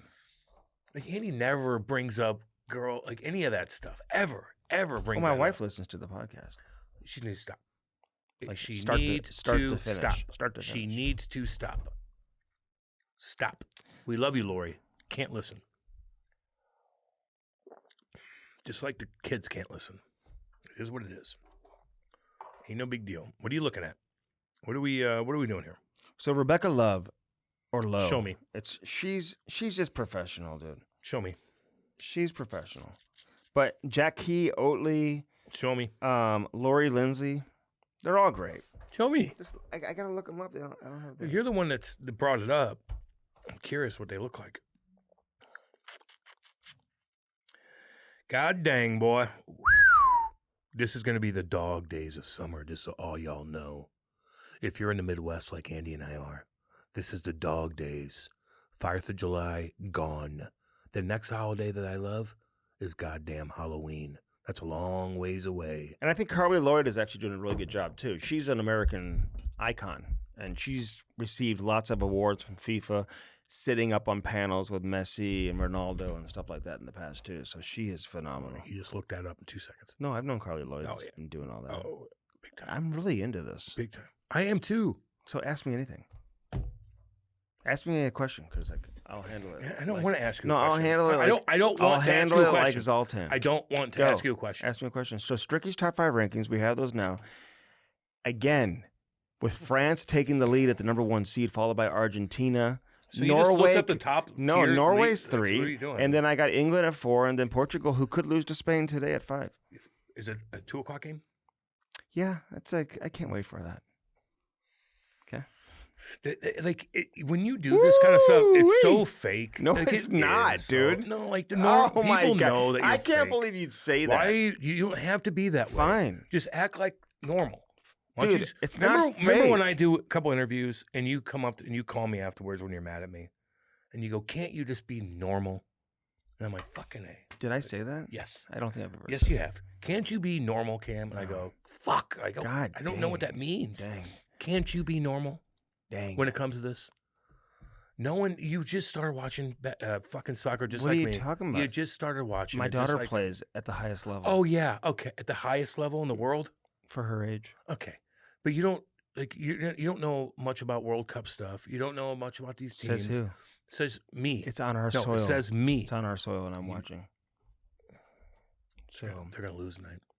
well, you might Fuck be, dude. You have me. a 50% chance of being right. So, I think. Well, they could tie. I and so guess. why? What's Belgium going to do to expose don't- the American? They're gonna get behind the D Well, and they- not be offsides. no, because their back line is obviously their back super line's important, straight up. and the midfield, right? Well, they get a pressure. with Adams and all. They those got to guys. know when the pressure. Adams, McKinney, Olegun, all those guys, man. They're obviously going to be very, very important in the middle of the field. I'll be watching. Brazil had like 5 defenders on their back line at times Sit yesterday. down, Brazil. Well, I like Sit Vinny down. Jr. Sit down, Brazil. He should have taken the first PK. They were fucking pissed. Well, they should have People been. in Brazil. Oh God, what are they doing today? I don't know. Alex Tuch on this edition of the Cam and Strick podcast, brought to you by Stiefel, Cam, where Yeah. success meets success. Let's go. Where success meets success. You want to save that money? You want to create money with your money? Go to Stiefel, baby. Firstform.com. Use our link, firstform.com/Cam and Strick. Get that protein and get it today. All the protein you need, all the protein you want, all the protein you need is there for you. And the beef sticks. And the beef sticks and everything else. The bars, the strawberry smash bars. Just had a couple bites. Oh, my God. You know, Andy gets here a little bit early. And then, I made it here before Cam today. And then he yells at and me. he doesn't say a word. then he yells at me. He's like, "What are you doing late?" I'm like, "It's 10:10. We're supposed to be here at 10:30." And then he's like, "I got to make a phone call." No, then he was 20 minutes late. I got a phone call. Then he's 20 minutes late. So phone call. I had to take a couple bites of this first form Yeah, beef stick. I got a phone call. Firstform.com/Cam and Strick. Use our link and use it today. Always Yeah. use it. Cam, the Chevy Powerhouse. Shit kickers. Are you kidding me right now? God, I love my gosh dang truck. I love it. Like, tell me about the experience getting I your love car it. from Jim Butler. I tell you Chevrolet. what, it took 2 hours. That's it. I didn't even know what the fuck I wanted. I Mm. never called them. I just walked in there with Kate, and they took care of me like you can't believe. Jumped on the golf cart, looked at everything I wanted. I wanted this badass look, and I got it. And I did a little video too, by the way, and I kind of showed my flags and all that stuff, and my truck was in there, and people were like, Mhm. there's your truck, fucking badass looking, with that military grade looking color that has on it, Yeah. that desert fucking badass color. It's awesome. All right, listen, 4th of July sales event still going on, celebrating 250 years of America.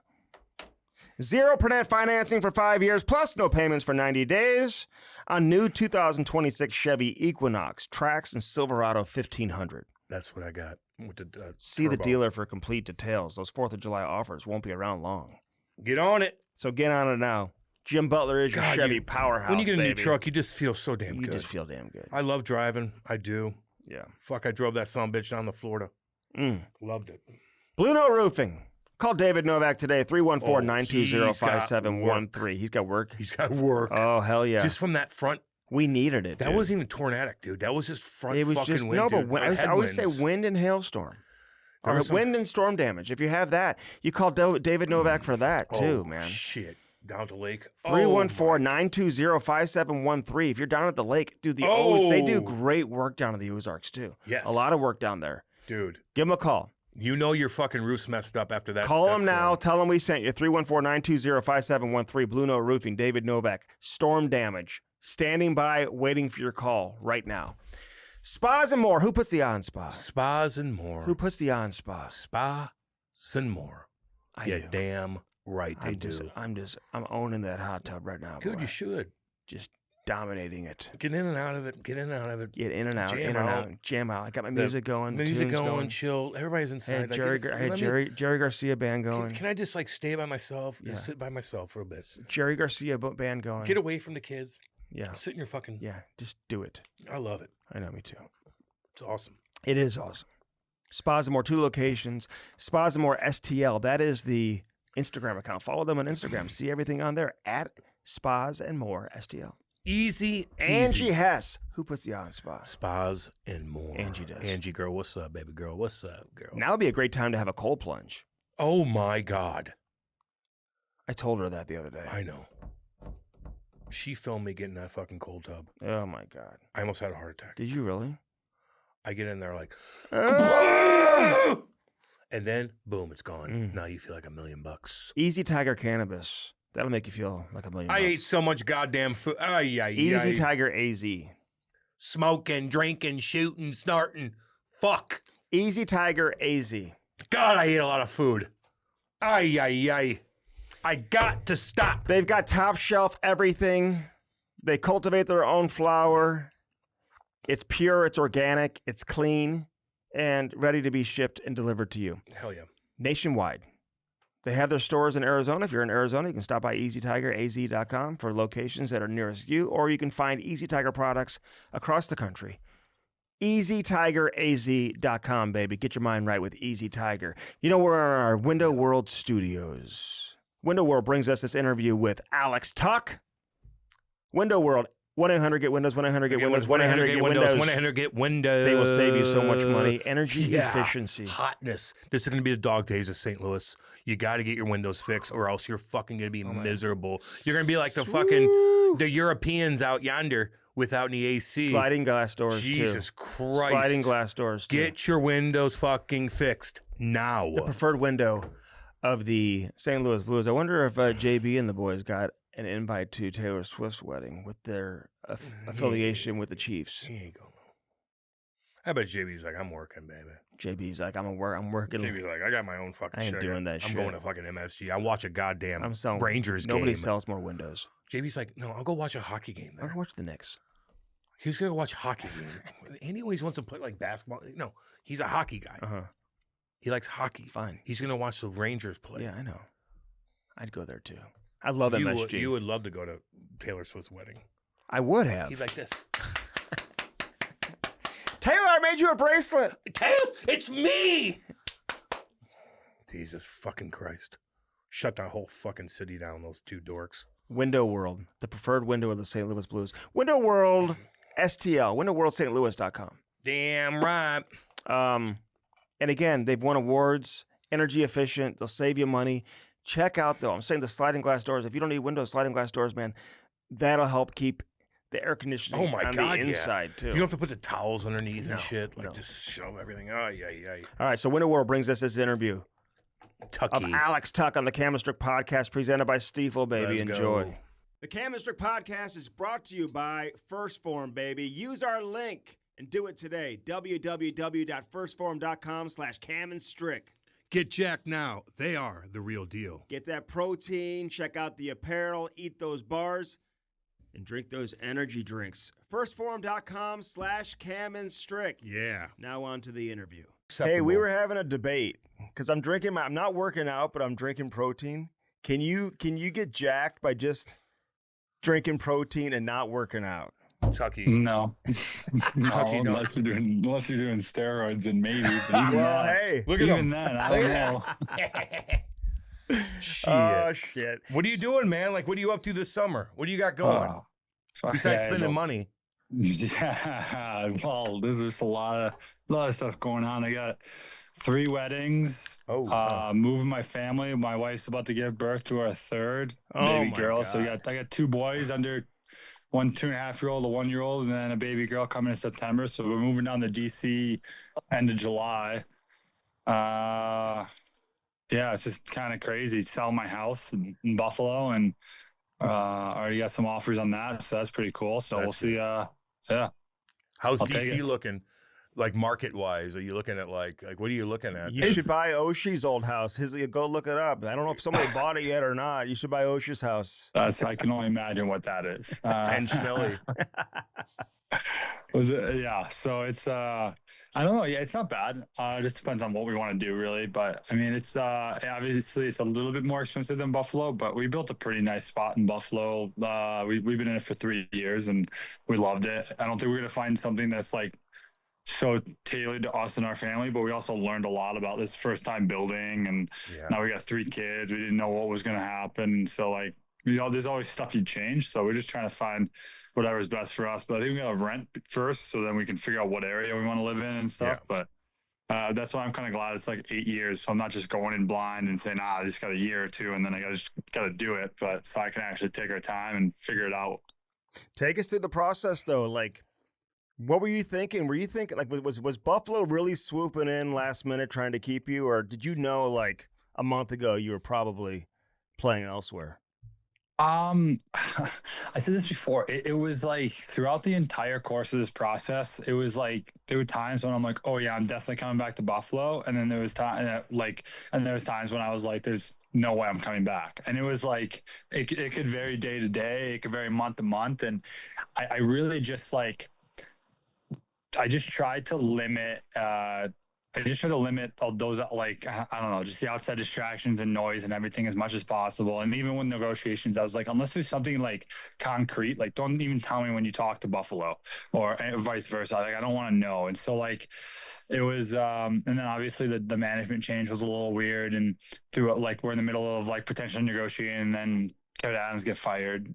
Jarmo Kekalainen comes in, but he was a part of the original because he was he worked with Kevin, so like he knew exactly what was going on, and then he came in. So then they brought an offer to us about halfway through the year, and we were still a little bit far apart. And then there was as you guys like to call it, the 11th hour push there. And there was a push. I did appreciate it. They came up. I'm not going to give any specifics on the matter. There was still a bit of a gap. And so, it just didn't work out. And that's the nature, that's the business. And I knew that if like, there's also like, you look at it like, okay, if I have to, if they get me to closer to my number and stuff, then they're going to have to move pieces out. And so I understand that part of the business, and I get that. And, I think, we had a little bit of weird because we have like a buyout hit for next season too. And so like what the Sabres did. And so I think, the emotional roller coaster of it all, like looking back on it, and like it's not that big a deal, I guess. Like it's gonna hit hard when I go back to Buffalo and play in front of those fans again. I know that. It was kind of sad seeing some of my teammates at the Byron wedding and stuff, but it was also he also got traded. Yeah, so exactly. And there's like Dylan Cousins was there, who has also been traded, and other guys from other teams and stuff. So it was fun. It was good to see those guys. We went golfed and everything, and they get it too. And I kept them in the loop during part of the stuff, and like especially the guys I was closest to. So, but really excited now. Washington stepped up and made a big offer, and I couldn't refuse it. And just like the way they were, we had our meetings, and what they were saying was just it was a dream come true, and I'm just so excited about the opportunity. And I think like the Kyrie edition was huge, and it was fun. Like I kind of made my decision like leading up into that, and then they did like I was like thinking like, oh, what are the possibilities and everything, and then they traded for Kyrie, and I was like, wow, Wash is going to be really good. And then they kind of came knocking, and I was like, yeah. Sounds like a good place to go. 10.5 schmil per year. Like, we'll take it, baby. Shit, and it's a great place to live. Yeah, they have great fans. That team's so cool too, man. So They've cool. been so cool for years. Yep. They just look like a tight knit group led by Tom Wilson and the boys. So Yeah. I would hope everybody on your team would be professional about it. But I'm always curious, like, what's it like? Like, we've had Tage Thompson on here, we've had other guys that you played with on here, man, like a bunch of guys. But when you call up your boys and you're like, "Hey, I'm leaving," like, do they know? Are they supportive about it? Are they like they hang up the phone? Like, what's that conversation like? It's funny because like it's more like just sad. It's like they're just sad. Like I got a lot of guys I'm close with, like you said, Tage Thompson, and I'm sorry you guys had to talk to him for an hour, but he was good. He came off the OT winner in the World Championships, so he was on cloud nine, man. He was happy. Oh, I bet he was. Oh no, so Tomer and I built houses across the street from each other in Buffalo. Nice. So our families are super close. We're super close, and yeah, talking to him and like Peyton Krebs, I've been with since even before Buffalo and Vegas. Yep. So I've known him for 7-8 years now since he started in the league, and like those conversations are just like they're sad, and it's just like they're so happy for me too, but they're just like sad that we don't get to play with each other again. And it's like well, for right now at least, you never know in the future, who knows, but yeah, because we had and especially this year we had a ton of fun. We had a really close group. I mean, if you saw like going into the playoffs, honestly throughout the whole season, we had like 14 guys, like, and I was the bookkeeper for poker. We had like 14 or 15 guys consistently, like on the road. If we weren't doing like a dinner or we had like a quick turnaround, we were ordering in food, we were ordering in like ice cream or milkshakes, and we were playing poker for like 4 or 5 hours and then hitting it like 10:30 and then like going to the next city and doing it all over again. And we had the setup in Boston against the Bruins in the Four Seasons. It was incredible. Like we had guys like playing Shell or like PGA on the Xbox. We had a ping pong table set up, and then in between hands, guys would go play a quick round of ping pong and stuff. And it was awesome. It was a lot of fun, but it's something that I'm gonna miss that group, and I'm gonna miss playing poker with those guys for sure. What is that? Okay, so like for people that don't know, and I get the game, but like when everybody says that we had a tight knit group, so like is that what that means? Like, you play cards together. If somebody's going to dinner, you're coordinating that. Everybody in the lobby in 20 when we drop the bags off. Like, is that the tight knit group? Like, explain that for everybody. It's also like I think you nailed it there, but it's also like, all right, like who wants to come to dinner? They're just throwing on the group message. Guys are liking it. It could be a guy that you haven't been to dinner with in a month and you're still going to dinner with them. It's not like I mean, you always have like certain guys that you might like go with more than others, but like we were setting up team dinners all the time. Well, like we brought in Shanner, and he's a big team dinner guy. And he was like, all right, so like what team dinners we got set up? And so I was like, all right, I was like, I like it. I like that he's bringing this energy and stuff. So we had like, we went to a couple team dinners during the playoffs. We would do like team dinners during the year and everything. And it was a lot of fun. And it was just a group that really got along. And someone did an article or media about it like midway through the season, and it was like nobody's safe. Nobody was safe in our locker room. Like everybody was getting chirped. Everyone was giving it. It was awesome, especially when you got a guy like I sat next to Ryan McLeod, and he would stand up and he would just put anybody in their place, and he's just super witty guy, and I would just sit there and laugh, and then he would chirp me, and then you have Jack Quinn from across the room with this loud laugh, and he would laugh at everything Clowder said, and it was just that cohesiveness and that loose kind of feel. But then when it came down to business, we brought it too. Okay, so right. You got to answer this question because nobody's really been able to give us the answer. But I'm curious, man, from a distance.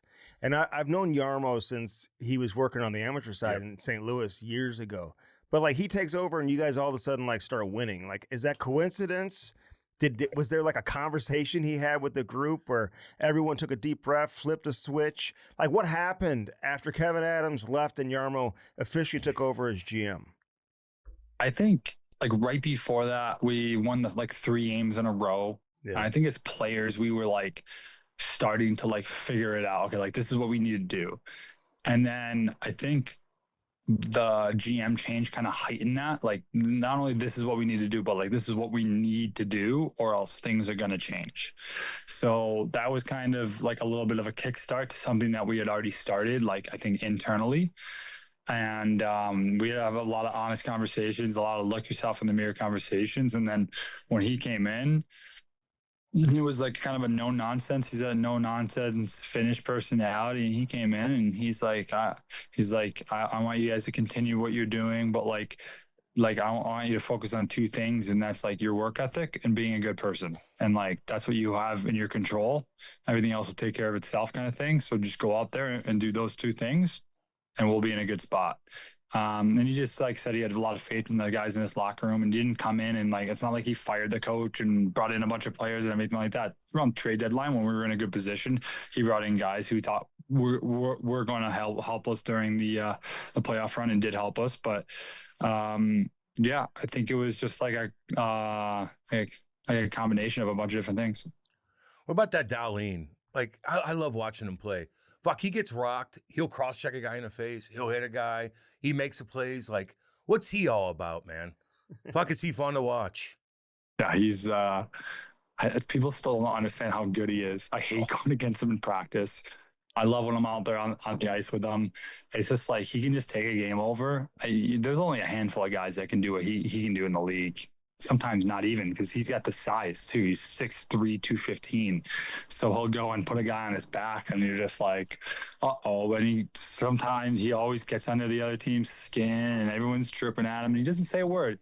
He just sits there and smiles and pretends like he doesn't understand English. And it's so funny, and it's I've seen him just how much he's grown and matured since I got to Buffalo has been incredible. Like his game, his off ice like stuff, like as a captain and a leader, he's still so young, so he's still gonna learn. He's still got a lot to learn. Everyone does, and just being so young is I couldn't even imagine being 23, 24 as a captain of an NHL team.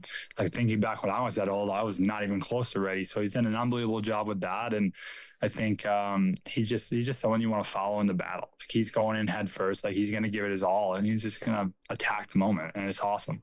Listen, I just got back from Buffalo, downtown. I was there for the draft. My whole family's from there. I used to take all my summer vacations to Buffalo back in the day. But was there like a mindset when the Sabres are missing the playoffs every year? Like, did you guys ever you had to have gotten sick of hearing that, because the group that you had inside the dress, it's not the same group that had been there year after year after year after year. So how much was it a point to like end the streak and kind of like write a story for your guys' self and just kind of like throw that, narrative out the window? It was annoying at times, but at the same time, we were also like, hey, if we can do this, like 14 other teams couldn't do it. We were the 15th team, and we finally got it done. So I think that's something that everyone's like feels pretty special about. And it wasn't even that. It's like we also won the first round. We were one goal away from winning the second round. And actually, like that's what happens when you get in. You never know. Like a couple of years ago when Florida lost to Vegas, like they were the last team in. They beat us by 1 point to get in, and then they ended up going to the Stanley Cup Finals and losing, and then winning the next 2 years. That's the kind of jumpstart that like you never know what'll happen. And so it's no, it was yeah. I mean, it was a nice feeling, and it's a nice story at the end of the year. So I'm proud of our group and everything that we did, because in December 9th, if you told anyone outside that dressing room that the Buffalo Sabres were making the playoffs, you'd call bullshit on that for sure. Yeah. Hey, right. The Blues won the cup, man. They were out of the playoffs in January. LA won the cup one time. They were an 8th seed, I believe, in 2012. They were like just cruising through the playoffs. So, man, it's interesting. What do you make out of Vegas? Like, how would you describe your experience there? They're so interesting. Yeah. I used to hate Vegas because they like the loyalty and Marc-Andre Fleury and all this, and then like the further I'm away, I'm like, they're kind of entertaining. I kind of love what they do at the same time because they win all the time. You went through it, you lived it. I'm just curious how you look at your time there. I loved it. I mean, they gave me my first shot, but my first legitimate chance to make an NHL roster, and I made the most of it, and that's how I stuck, is with that team. And then we went on that run, and it was so much fun, and we had such a good group, and we were playing for one another, and there was like no egos, and everyone was just going out there and having a lot of fun and just working really hard. And then I think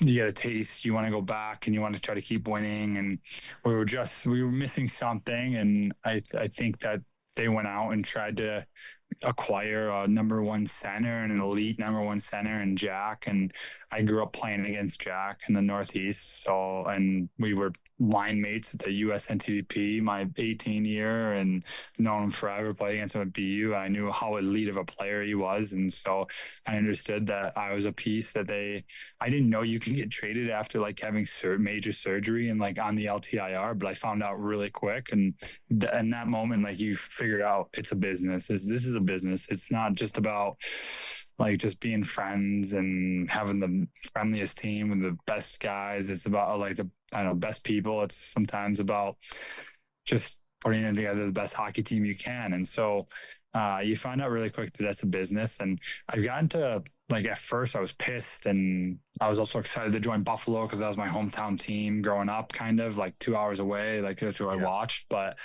over the years, I've kind of respected the fact that like I don't even think they've had a first round pick, and I don't know how many years that they've held on to or haven't traded, and it's really impressive. And I think like their owner, it starts with him. Like he's such an unbelievable guy, and he's willing to do like anything for the players and anything for the people that help him succeed and everything. Like he's got a very close-knit group of people around him and family and everything that really matters to him. But he's also like, we're here to do the job. And like, if you're not getting that job done, like we're going to find someone else that can do it. And those are the two, that's the president and the GM as well, who have that same mentality that this is how we're going to run our team. This is the type of players we want. This is what we're going to go out of business, and we're going to win. And they've done a really good job, and they've had a lot of success in this league and in the short amount of time that they've been in it. And it's a model that sometimes you have to follow. I mean, it's every team looks different, but they go out there and they try to get the best available player that'll help their team, and they've done a good job doing so. How's that Ryan Craig? Like, I mean, I played against him back in the day. Like, what can you say about him? I know you had him as an assistant coach. Was he pretty cool? Cat? Yeah, I had him. Actually, he was my captain at the AHL All-Star game the year before I joined Vegas. I met him and his one son there. He brought him his son in the locker room, and it was really cool, really good guy. And then he jumped right into as the assistant coach and playing against him all year prior. And then that, like I knew him, and so I still talk to him to this day, and he's just an awesome guy. He's like, just his work ethic when he played and when he coached is off the charts, and he's super dialed in. And I think he knew Kelly McCrimmon, I think, before. I think that's how he got some kind of the assistant job a little bit, and he got his foot in the door there. But like you can see the work that he's done to just get to this point, and he's grinded it. He went and coached in the A, and then he had success there, and he's kind of worked his way into position. And I think he's going to do an unbelievable job. I think he really is. He's a really smart guy, and he's learned from several different coaches too, which I think really helps. He was with Gallant, he was with DeBoer. I don't know how much he was with Cassidy or not, but you learn from different guys who are different types of coaches, and you kind of create your own coaching style.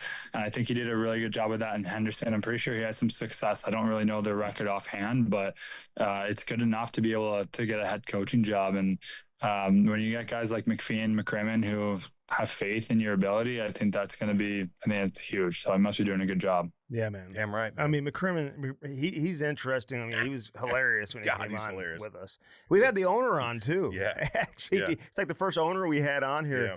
He's like chilling in Montana doing his thing. Remind me, man, I should know this, because I remember you obviously in Minnesota when you were a first round pick. Were you part of the expansion draft, or they worked out a deal so they wouldn't? It was like a trade, right? But were you there the first year in Vegas? So technically, I was traded for a third round pick. Yeah. So they were like, okay, take draft Holla, Eric right? Yeah. Drafted Eric Holla. We'll give you Tuch for a third rounder if you don't take Dumba and Scandella and Stahl or something like that. I don't know the exact players, something like that. So I was like, they're like, I got a call like, hey, you being traded to Vegas. And I was like, what's going on? And then they were like, because we didn't know. I found out on like Twitter from Mike Russo. Russo's a great guy. And he's just like, he kind of like tweeted it, and I was like, what's like, my buddy came into the gym and was like, you're going to Vegas. I'm like, I can't, I'm on an entry level contract. So I didn't know that part of the rule. And then they ended up doing that with like Shea Theodore and then a couple other guys. We got like Marcia So, Ann Smith from Florida, and it was crazy. But yeah, Marcia, so he was pissed. Fuck He yeah. came out right after he got traded from Vegas. Yeah. Or when he signed in Nashville. What are you upset about? He signed a big ticket in Yeah. Nashville. But it's tough, man. Like the mentality that you guys know that, or did you leave kind of before it really turned the way it is right now? Like, I guess you just know any day things can change, right? I mean, they're all about winning, but they kind of evolved into who they are today throughout their entire existence, you know?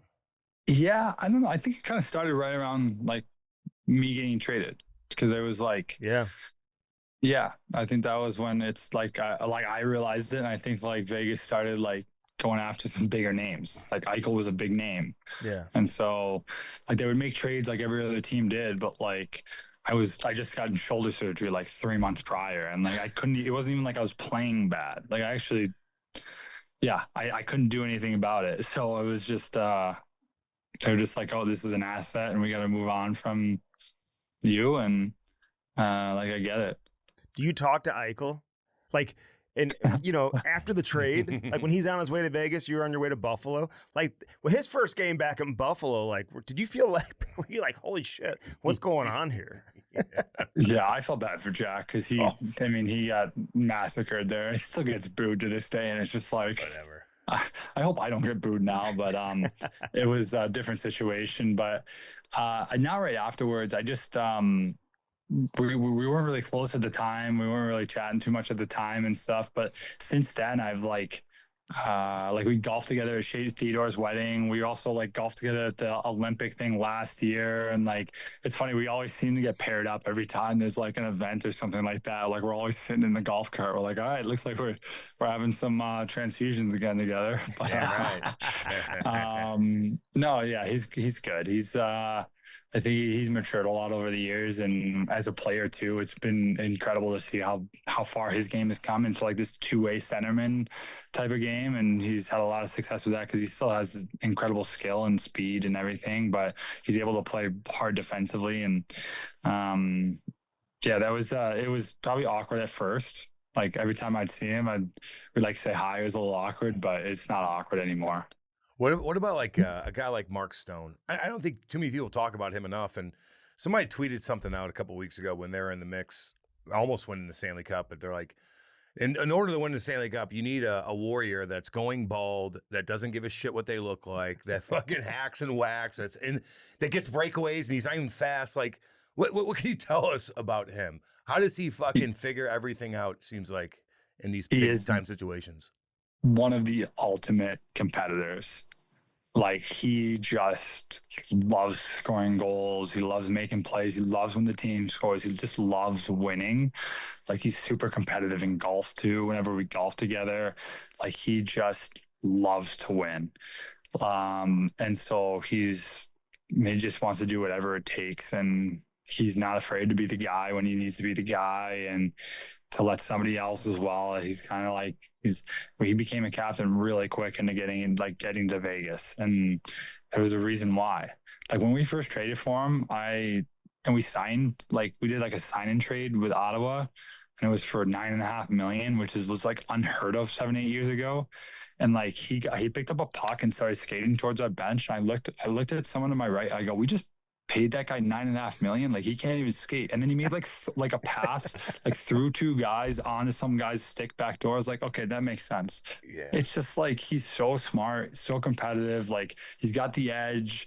He just wants to win so bad. And it's someone that was really, like I said, really easy to follow. Yeah. He's a monster too. He's huge. You know, he's a big boy. Really boy. Good golfer too. Really? Has Ovi called you yet? Did he say welcome to Washington? What's he doing?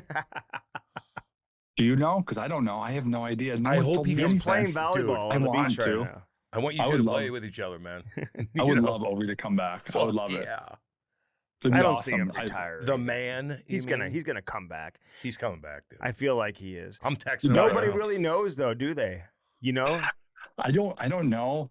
I don't want to say anything. I've heard like some guys are like, I don't know. And some guys are like, oh yeah, he's for sure coming back. And I think somewhere I was like, I think he's done. So I don't even know. I haven't even like asked the guys yet or anything like that. I actually don't know many like that personally. So this is kind of like, I'm coming into a lot of new faces. So I'm really excited about that. But I mean, I would love it if he came back. I would love to play with a legend like that for a year. I was lucky enough to play with a guy like Marc-Andre Fleury, and that was really cool. And I think Ovi's, I mean, this is the greatest goal scorer of all time. So that'd be fun. Did he text you and say, welcome to the team? No text message, nothing like that? No, unless it was I don't know. No, he hasn't yet. Not yet. No, maybe you gotta maybe earn that. Maybe if he resigns, I know. Maybe I want. Yeah, that'd be great. Who was the first We'll see. Washington player to reach out?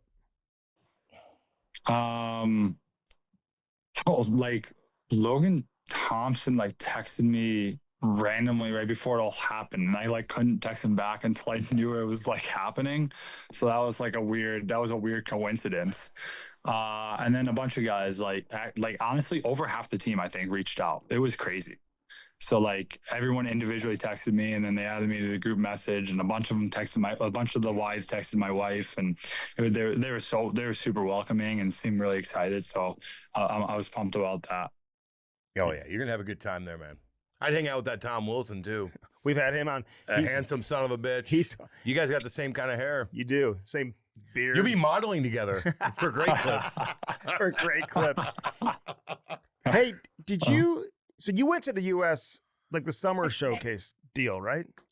Like yeah, the Olympic. The Olympic thing. Yeah. Okay. Like, did you think you were going to be on that team? Like, did they give you any indication? Like, I'm thinking about it today when like doing like knowing you're coming on. I'm like, there's always a couple guys that are left off. I mean, Jason Robertson's another guy who's like in the news right now. He scored 45 goals. You know what I mean? They can't take everybody. But did you think you were going to make that team? Yeah. I was on the bubble for like a fourth line PK guy. So I was on the bubble. So that was the thing is like they brought in a couple new guys from the Four Nations, and those were kind of like the spots I was trying to go for. And they brought in Thompson. They brought in Tomer because like they needed a power play specialist, kind of that one timer, and he did an unbelievable down and like he ended up being down on the goal line too, and a lot of skill there. And I was hoping to try to finagle my way as like a PK role, and they ended up bringing the right guys because I don't think they gave up a power play goal the whole tournament. No. So, but that was kind of like I was on the bubble, and they they just decided to go with some other guys, I guess. Yeah. Because you have a history with USA Hockey, right? Yeah. I mean, obviously, national team program, World Juniors, all that. USA, baby. So yeah, I made it my first year World Juniors, and they cut me my second year. Oh shit! What was the reason for? What was the reason then? No. I got hurt during the tryout in the summer, and then I asked for a second opinion, and no, there was this. It was weird. I didn't have a great start to my sophomore year of college. I had a really good finish, but yeah, it was too little too late for that. So whatever. It's over 10 years ago now, so I don't really care anymore about it, but it was cool to play in at least one. Would you do you come from a blue collar family? Like what's your mom and dad do? And when you signed your first big ticket, like what'd you buy? Were you making a rain for all the boys? I mean, I signed my when I signed my first pro deal, I bought like a $30,000 truck, which was like, it was nice. We still got it. Like, it wasn't like brand new. It was still like used off of the whatever. So I was like, I don't know how long this money's going to last. So my dad is like that with money. He's an electrical engineer, but works in like sales and management. And my mom's been a stay-at-home. She used to work for the airlines, but she's been a stay-at-home mom my entire life. So it was just like middle-class family, nothing special. We didn't do a lot of vacationing. We have like a cottage up in the Thousand Islands there on the St. Lawrence. And then we would just do a lot of hockey tournaments. So my parents were all into that. And our entire lives revolved around hockey, I felt like. Yeah. That's how it is. How's your brother Luke, man? How's he coming along? He's good. He had a tough bounce. He broke his finger in like the last shift of the season. So he's been rehabbing that. He had to get surgery on that. But he just got traded to Columbus organization, which is good. I think it's good for him. When he came to the World Championships with me a couple of years ago, like our GM was Chris Clark, who's the AGM there, and I think he's going to have a really good opportunity there. I just think with how young Montreal is and their depth in their prospect pool, it was going to be really, really difficult for him to make the jump. So I'm hoping that he gets more of an opportunity, turns into that like third, fourth line PK role, but he's got the speed, he's got the shot, he'll fight anybody. He'll do whatever it takes, and I think he's going to get a shot here soon. So, hoping to have a big summer. You've had some scraps though, too, man. You're getting a lot of scraps. You know, it's always you're either defending somebody or like somebody's coming after you because you just hit somebody. You know, I'm only defending. I'm pretty clean for the most part. I've had to stick up. I've had to like fight some guys, like Brady Tkachuk and I. He tried to hit me high where he was down. We were up like 5-2, and he tried to hit me high. So I like clipped him coming back up the ice. And it was so funny because it was right after we had went to Mark Stone's wedding like the year prior together. So we were like partying all night. And then he's like, okay, we're going. So we were dropping the gloves and we're dancing on the ice. So it was just like, yeah, I fought some pretty big guys, but it's usually defending guys. I try not, I try not to, but sometimes you have to. I had a tough one last year against McCabe. Oh my God. I didn't know you what got happened. like twisted around. You got twisted around to get your feet balanced. My feet down. I didn't even know he was throwing a punch. I wasn't even looking at him. Oh. I was like, I was tied up. I couldn't get my glove off, like my one glove off to grab him. And next thing you know, I'm facing away from him. And then I'm turning and I'm just eating a punch. And then I was like, I just was like sitting there on the ice. I'm like, well, that sucks. It didn't even hurt that bad. Like I was fine. I was just like, that kind of sucks. But I realized that it doesn't like hurt that much to get punched in the jaw that bad. So like, did Brady get you? Depends on the guy. Brady got you on the way down though too. I felt like when I was down, actually. Yes, when you were down. He sees red. I get it. I didn't really care. He got me cut a little bit. I was smiling. I think the toughest guy I've ever fought though was oh my God, Gadjevich in Florida. Oh yeah, Really? Oh yeah, he's got that UFC style haircut. Man, he's the nicest guy too. I talked to him in the box for like 10 minutes, like the whole entire time we were sitting there. But because he absolutely demolished Yuri Kulich. The next period I like lined up and I go, guys, we got to go, man, because we didn't have any fighters. And I was like, I'm a big guy, so I always am willing to stick up for my teammates. You got Wilson. You got balls, baby. You got balls. I mean, you got to do it. I mean, we've had that, like, especially in Buffalo, we had that experience when Thompson got hurt and no one on the ice saw what happened. Were you on the ice? No. Do you think if that? No. No. I would have. So I want to make sure because I wanted to let the people know. Make sure. Yeah. Because I think it was only like 3 guys even on the bench because it was such like the puck was away when it happened. And me and Dylan Cousins, like we were this close from like jumping on the ice, and we looked at. I was like, "Dude, we can't. It's 10 games. 10 games." Like I was like, "We can't. It's 10 games." So like that was the thing is like, how we wanted to go about that. But yeah, we saw it and stuff, and then there was 4 of us that were trying to go home the next game that we saw, and then Thompson's like, "No, like I'm pissed, more pissed than all of you guys. Like I'm gonna go home." And I was like, "Okay, Tom, or like we don't really need that, but." That's fine. I mean, if you know his background with his dad and his uncles in boxing, he can handle himself. He's got that. He's got that little corkscrew on loose, like not tightened up all the way sometimes. So he was pissed off about it, but no, it's all good. I mean, it's a respect thing, and as long as the opponent has respect for you, and sometimes you just gotta do it because it's part of the job, and that's the kind of the hockey mentality. It blew up pretty big, right? Yeah. Like everybody, like we all had to talk about it and break it down. And Lindy Ruff was pissed, right? Yeah. You know, and Tage was pissed. What happened, like right afterwards, when you guys are done with the game, were you guys all sitting around like, okay, we got to figure that, like, what was the meeting like at the end of the game? Yeah, there was that can never happen again type of thing. Mm-hmm. Coach and GM also said some words to us, but like it was more of like the players. We had a meeting as the players and was like, okay, like it happened in like a split second. Guys didn't know not everyone on the ice knew what happened, but like this can't happen again type of thing. Like if you see a guy, like you're grabbing someone and like you're like hearing about like you're going to the bench to see if anyone knows, like you got to figure it out because we can't just stand there and let that happen. So It was a growing experience. We had a really young team too. Not a lot of guys that have been a part of that. So like even I don't even know. There's someone on the ice, I think, that was like in their 4th or 5th games. It was just like, what are they supposed to do? They're young kids. So it happens, and you make sure it doesn't happen again. It reminded me when Ryan Miller got ran by Milan Lucic, because it happened before. And now Lucic just got hired today by the Sabres, by the way, as like a pro scout. Yeah, I saw that. Luch used to work out, because whenever I go to Vancouver, I worked out at Delta. So I'd sometimes work out with Luch in the past couple of years. And she somehow always showed up to the days that we were doing boxing. So I'd always have to hold the mitts for him. And I was like, at the end of it, I'm like, dude, my shoulder, like that guy is so strong. Holy God. And he's like shredded too. Yeah. Like, not everyone knows he's shredded. Yes. And he's just so powerful.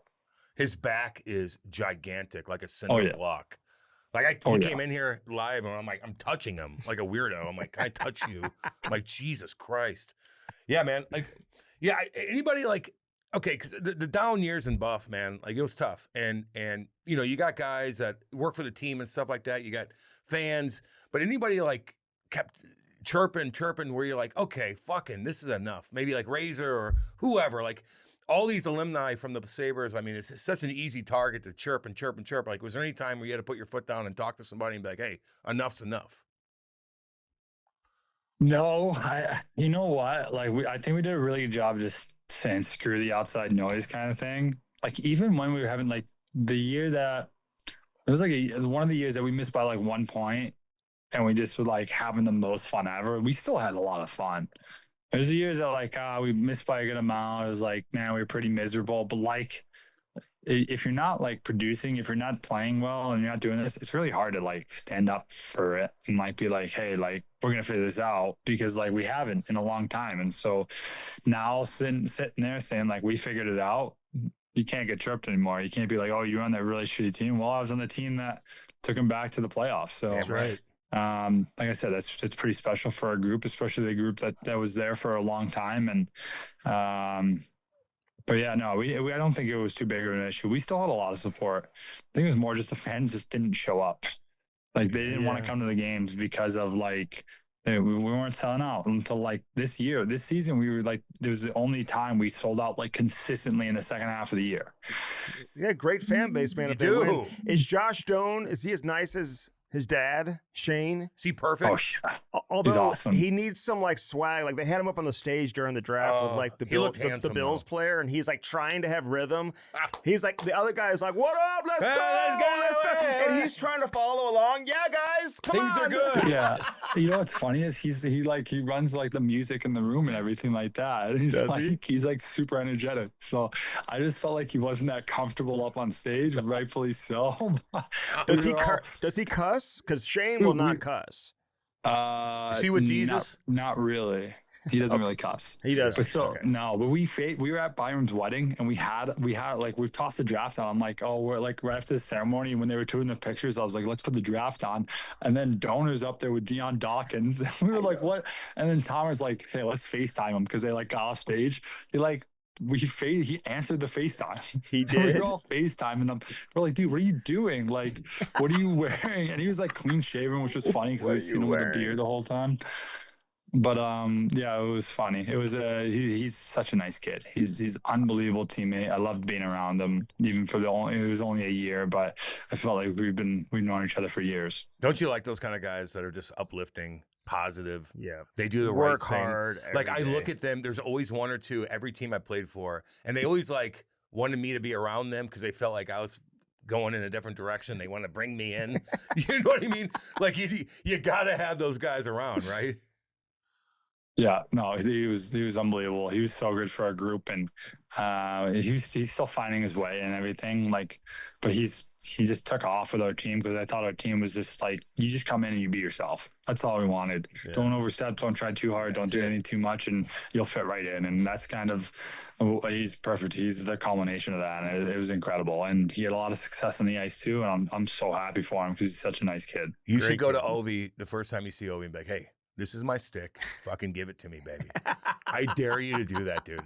You should be mic'd. It Dude, should be a prank, Just man. do that. No. The first time you see him, like, hey, you Obi, see this? give me the fucking puck. Oh my god. Oh my god. That'd be fucking hilarious. I I'm know. sorry. I'm They gonna go should up like and be mic like- you up. Yeah, no, I'm gonna say, sir, when do you want me to pass it to you? What do you need? I'll do anything for you. Obi's gonna be like, I'll be standing right here, even if you're at the other end of the ice. Give it I'll to be me. I know his right spot. here. I That know his spot. motherfucker.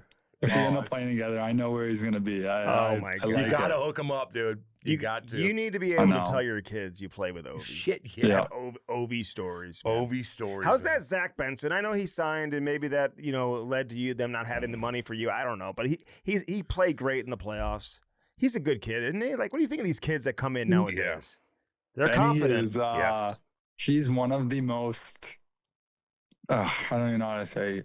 He is such an idiot, and I love him. But he's such an idiot. It's so funny. Like he is. He came in as 18, and the stories I cannot tell on this podcast are incredible. He's just like he came in so raw and just not knowing what pro hockey was about and not understanding much about life in general other than, hey, I'm coming here, I'm going to play hockey. And that's about it. Like his life revolved around hockey. Like he just loves it. And he's incredibly skilled and super smart, and he works so hard. And so like, that's what led to a lot of his success. I think like, was he ready when he first came in? No, but he's turned into a hell of a player because of it. And so I think it's helped a lot. Like if he went back to the Dub, he was going to tear it up and have 140 points. Yeah. Like it helped him a lot, and it helped him as a person. But no, there is no dull moment when Zach Benson's around. He will say some of the most ridiculous stuff you'll ever hear, and you'll just be like, well, that's Benny. Yeah, we're gonna get him on now. It sounds We're gonna get him it on. sounds like Jaden Schwartz when Jaden Schwartz was young or whatever, kind of like had the Well, same type of like, what does an personality. idiot mean? Like, I know exactly. Just I aloof. I know what you're talking about, but maybe the people that, like, he doesn't know how to pay fucking bills. He's probably a terrible driver. He has no idea where he's going. He, like that kind of shit. Doesn't know what to wear. He I think, yeah, he started figuring out some of those things, but like books, like he has zero book smart too. Oh Jesus. But getting him like he was, but it was, yeah, because he just cared about hockey. He doesn't care about that stuff, and Yeah. like honestly, but like he's got the street smarts for the most part, like to get around. Like he's fine, but he has some of the worst takes in the history of takes. Like, give me one. Like, what do you mean? No, I could say this because my wife is from Vancouver, but he said that Winnipeg's a better city than Vancouver. All right. Okay. And so Benny's from Okay, we're getting Benny's the from worst Vancouver. That's a terrible take. Terrible take. And I love going to Winnipeg because like I love going to that Earl's in the corner, and it's got great food and it's simple, and I got a lot of buddies that played there and they loved it. But like my wife's from Vancouver, so I have no problem saying that I like Vancouver better because and he's from Vancouver. He's from Chilliwack. And he's like, no, I'd rather live in Winnipeg. I was like, dude, what are you talking about? What is he talking about? I don't know. Winnipeg should be trading for him Winnipeg's tough, today. man. Like, we got a guy who wants to come to Winnipeg. No It's shit. not on his no trade list. Well, he played for Winnipeg in the Dub. Oh, okay. There you go. Sign a They 30-year loved deal it. there. But, Fucking shit. A lifetime A contract. lifetime deal. Who's the best coach you ever had? Like, who's had the most influence on your career? Veteran player, coach? Who you giving credit to? Jeez, that's a lot. I'd say like, okay, so off ice, I have to give a lot to like Marc-Andre Flower and how he treated me and how he like taught me how to be a pro. And there was other guys that were also in there, like Paul Stasny. Yeah. Stas is Paulie. the man. Love I him. saw him today. Yep. Yeah, Our boy. he's the best. I love Stas. He took me under his wing too and taught me a lot. And and then like I think you know what's crazy is like on the ice, the real deal James Neal. Yeah, When it came down to like pressure situations in the playoffs, he was the real deal. That year he was. He was in Dallas too. I could never keep up with, and Nashville that year that they had that run. Nashville too. But I could never keep up with him off the ice, let me tell you, even when I was 21, 22. But when it came down to the playoffs, like he was the one that was laying out the block shots. He was the one that was taking high sticks and pucks to the face. Like he didn't care. He wanted to win. And that was really cool. That was an interesting thing because like his motto was roll out of bed, score 20. Like that was his joke to me. And then, but when it came down to the playoffs, he was like you better go, because I'm going. So, and then if I look at coaches, like, I mean, I took a little bit from each and every coach. I think coming in, like Gerard Gallant was really hard on me because I was a young guy, and he would have Mike Kelly running down the bench yelling at me, what are you doing? What the F are you doing here? Like, well, you got to do this, you got to do that and stuff. But he also gave me a lot of opportunity. He didn't healthy scratch me once. He played me as a third liner. He played me 14, 15 minutes, was a lot. He put me in the first power play unit, and he gave me a lot of opportunity. And then Pete DeBoer was like who I learned the most structure from, I'd say. Yeah. Oh, yeah. And then you go to like, I move on to Donnie Granado, and he was the one who like allowed me to kind of unlock my offensive game, like really unlock it and realize like the potential I have. And then Lindy again fell into a lot of structure and learning about different parts of the game. When on the defensive side of things, I'm penalty killing and those things that I really focused on in the last couple of years to round out my game. And so a little bit from every coach, honestly. What do you hate to do the most on the ice? Like, what's the most difficult thing to do? Is it penalty killing and get in front of a fucking 105-mile-an-hour shot with your goddamn face in the line? Is that what? Yeah, you never see me block a shot, have you? Well, you're penalty killing. You better. No, well, no. I hold the record in the league for most block shots of our forward in the season. Oh, nice. Ever? Yeah, 114. Jesus. Yeah. That's the scariest thing going. Dude. Are you? Sorry. No, are you laying down? What is that? It's stick. I have probably 60 with my stick. Yeah. If you're a good shot blocker, if you're good defensively, you should have a lot of stick blocks. Yeah. I have a really long stick, and I use my stick a lot, but I also know how to use my feet and get close enough where like if I am going down, like I'm not going down and take one in the face. Like I'm in a position, like I'll do it, but like I want to be in a position where I don't have to do that. Yeah. Like who was it? McNabb? Oh God. Took the puck right. I know. I was really scared coming. I was really scared about that one. I felt like I knew he was tough, but like I was like he went to the hospital. I was like, holy crap. And I was like, because obviously my wife was talking with his wife, and she's like, no, he's okay. And I was like, oh, thank God. Really? So fucking tough. That happened to Big Walt, man. Yeah. Chuck. Oshie took a shot from up top. Game. They had to take like a skin graft off his like hip or some shit to put it on He looked terrible. bridge of his mouth. He had no teeth. For like, he looked like I was on the ice. Peyton Krebs took a shot from Shea Theodore, like, got deflected and broke his jaw in like 4 places. Jesus. And I was like sitting there, and I saw him go down, and I was like, oh. Fuck. He's like just played like his 4th career game. I was like, oh no. Welcome, baby. Who's the toughest player you played with? Like who just plays through the most pain? Yeah. You know he's gonna be there. Kicker. And there's probably a lot of guys who do that, but Alec Martinez played through like a shattered foot during the playoffs one year. Jesus. It was like we didn't want anyone to know that his foot was like insanely broken. So he would jump on like, you know, those trunks that the trainers have.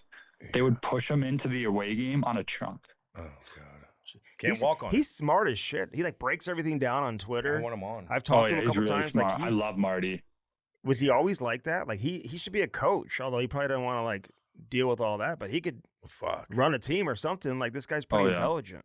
He is. He's really smart. He actually gave me a compliment on his Twitter this year. I saw, so I was pumped about that. But does he not throw out compliments? What did he say? Does he not throw them out he's very great. often? No, he's great. I was just pumped to get one from him. It was great. Because he also busts my balls a lot, so it was good. But no, he's I don't even remember what the clip was. I think it's something about the PK or something like that. But he's a really smart player. Yeah, I mean, he was never like the best skater, the biggest guy or anything, but he was just always so smart. He was like the ultimate like you'd want him to play with your 1D, like your 1A every single time. Your top D, you'd want Marty on that like playing with him up until he freaking retired. Like it was like 37 still, like he still wanted that because he was just so smart. He knew what the other guy was going to do with the puck every time. He was unbelievable at breaking the puck out, but he was a warrior. I saw that guy play through, and he had that face laceration, came back from that.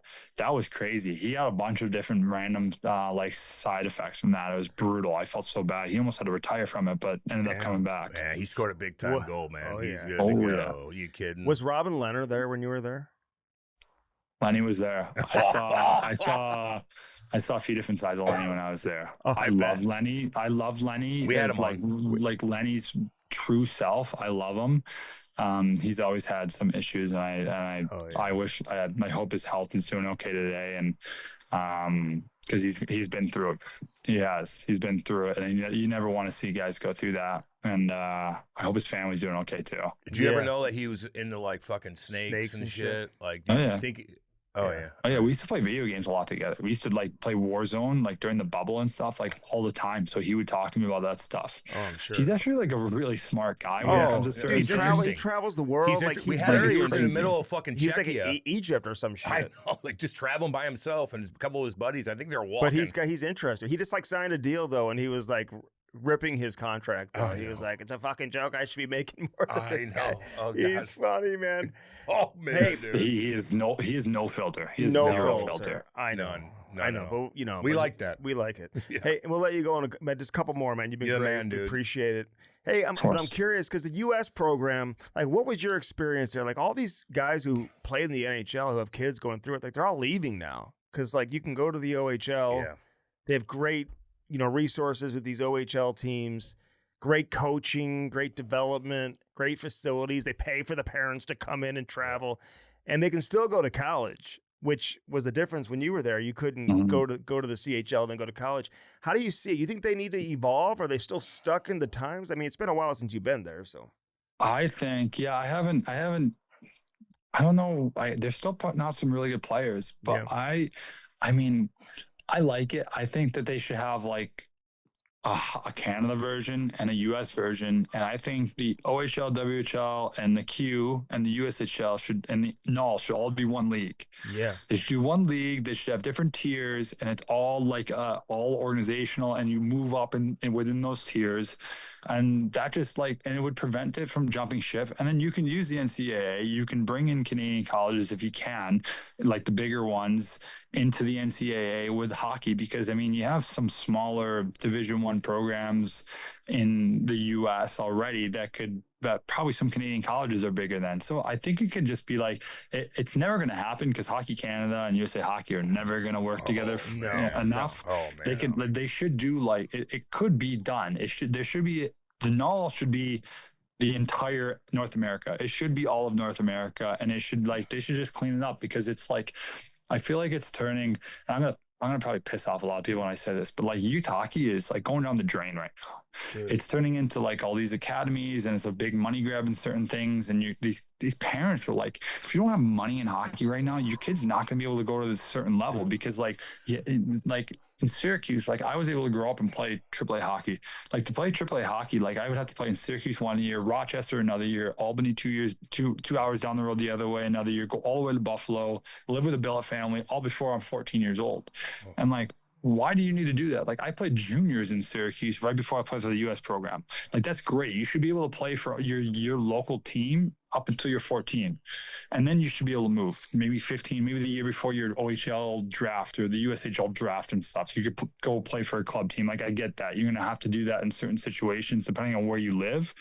But like, you gotta figure out, they have to just clean it all up, and it's got to start from the top, and they got to come in. And I think they just have to because they're really just, like I said, these clubs and these academies and everything that is just pulling these teams apart and pulling these kids apart. And a lot of it's a money grab. Like I've heard of these academies charging like $55,000 a year. Even more. Like the one up in Calgary. Like my son, he's going through it now. Like he's a AAA player. Like he just play with kids from Calgary. They go to this. It's like a Shattuck. It's like a real school, but it's like $70,000 a year or something like that. I think Shattuck's up to like $80,000. But then a lot of kids, like they're leaving, they're going to prep school out east. They're going to play for BK Selects out in your area, whatever, where they dorm. And once like this kid, Johnny's doing it and Jack's doing it. Well, then now the other kids feel like they got to leave too because now they're all leaving. Now your team's no good. So you feel like I got to go to prep school too. And it's happening younger and younger, man. You know? Crazy.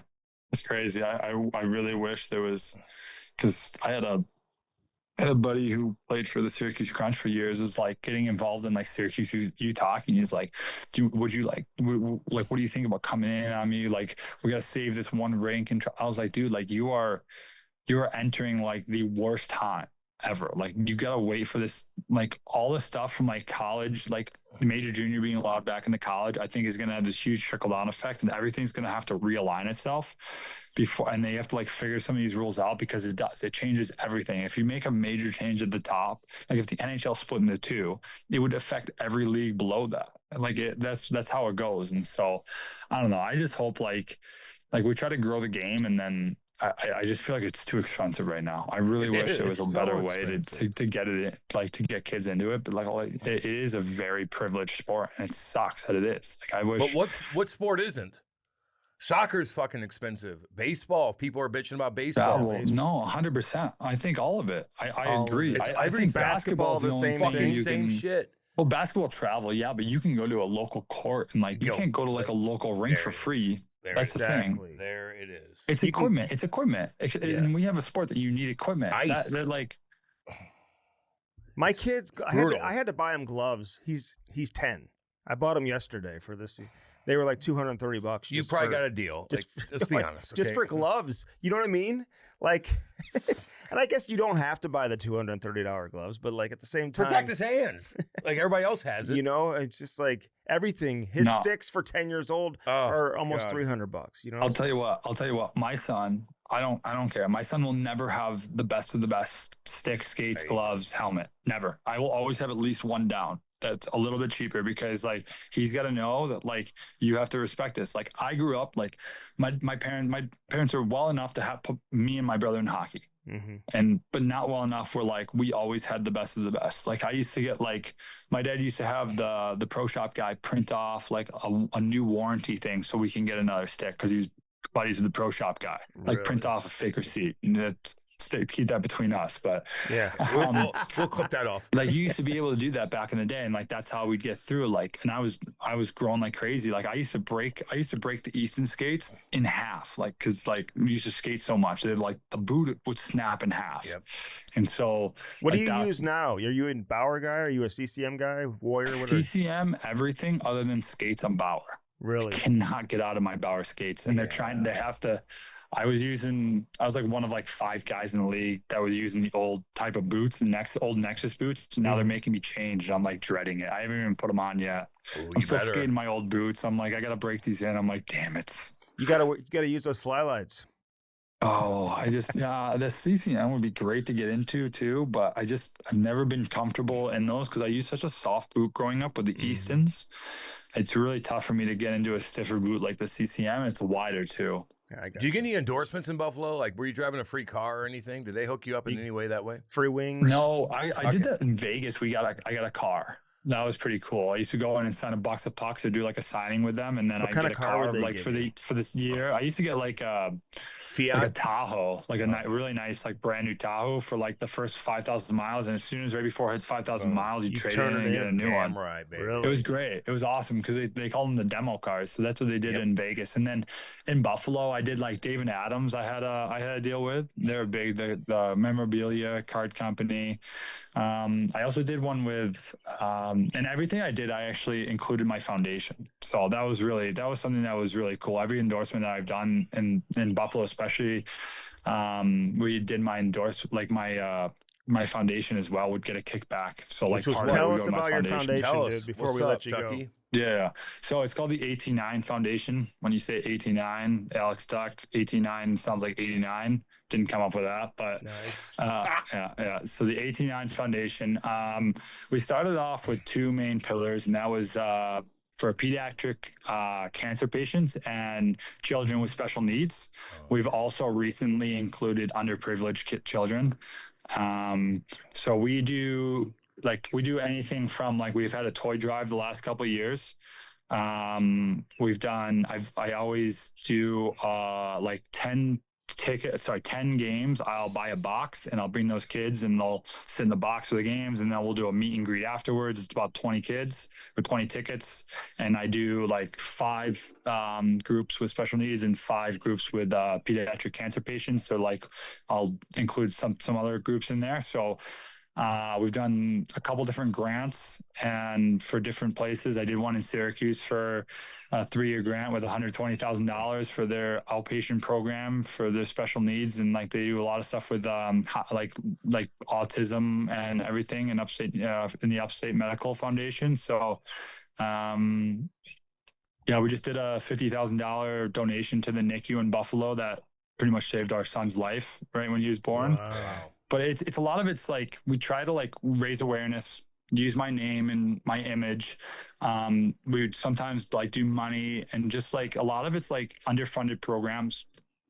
And like trying to raise awareness and money whenever we can, and bring in donors and anything to try to help them, because there's a lot of different charities out there that really just don't have the big glamorous name to them, and they do really good work.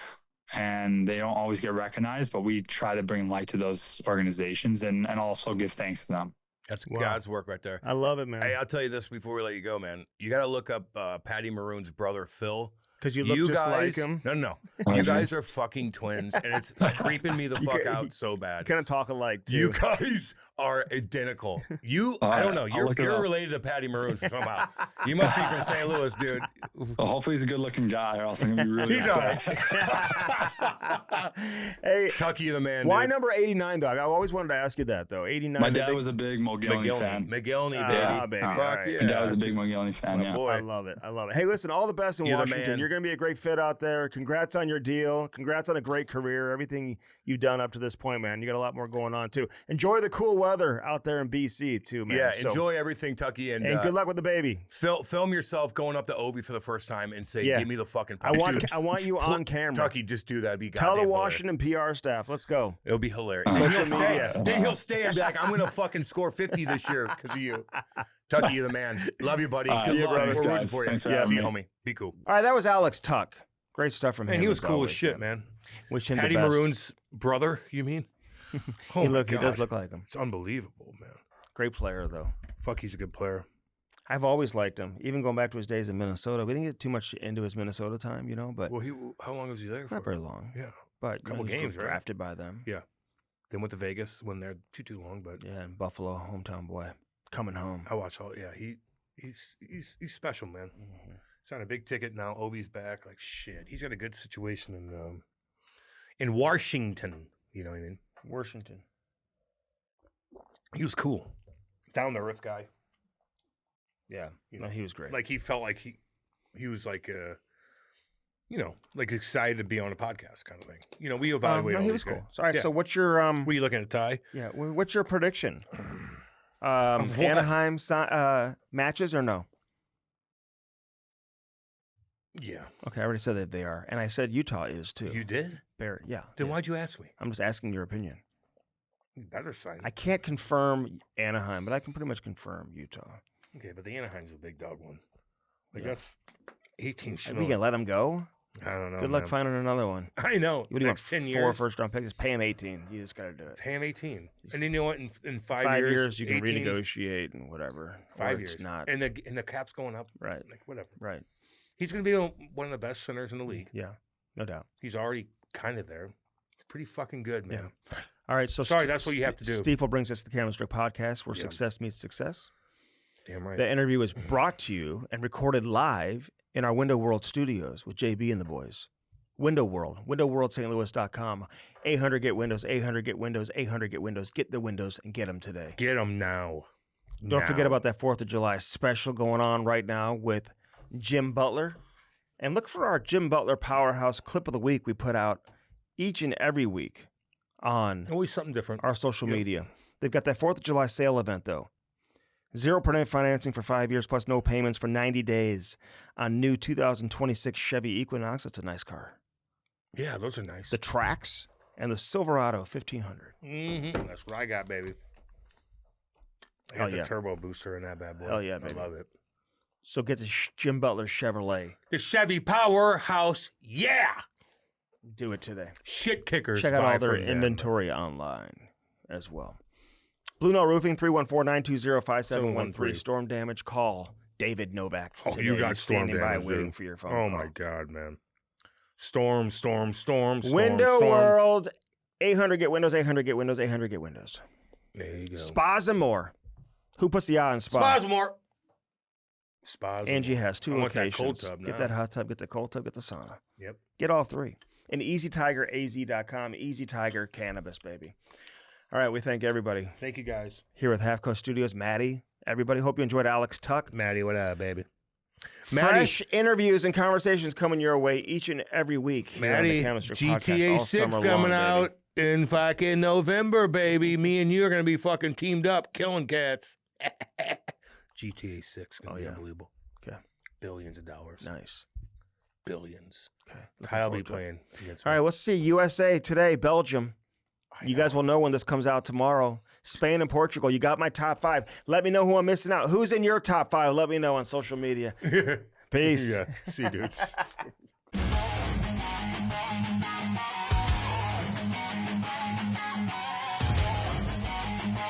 Yerk! Let's go!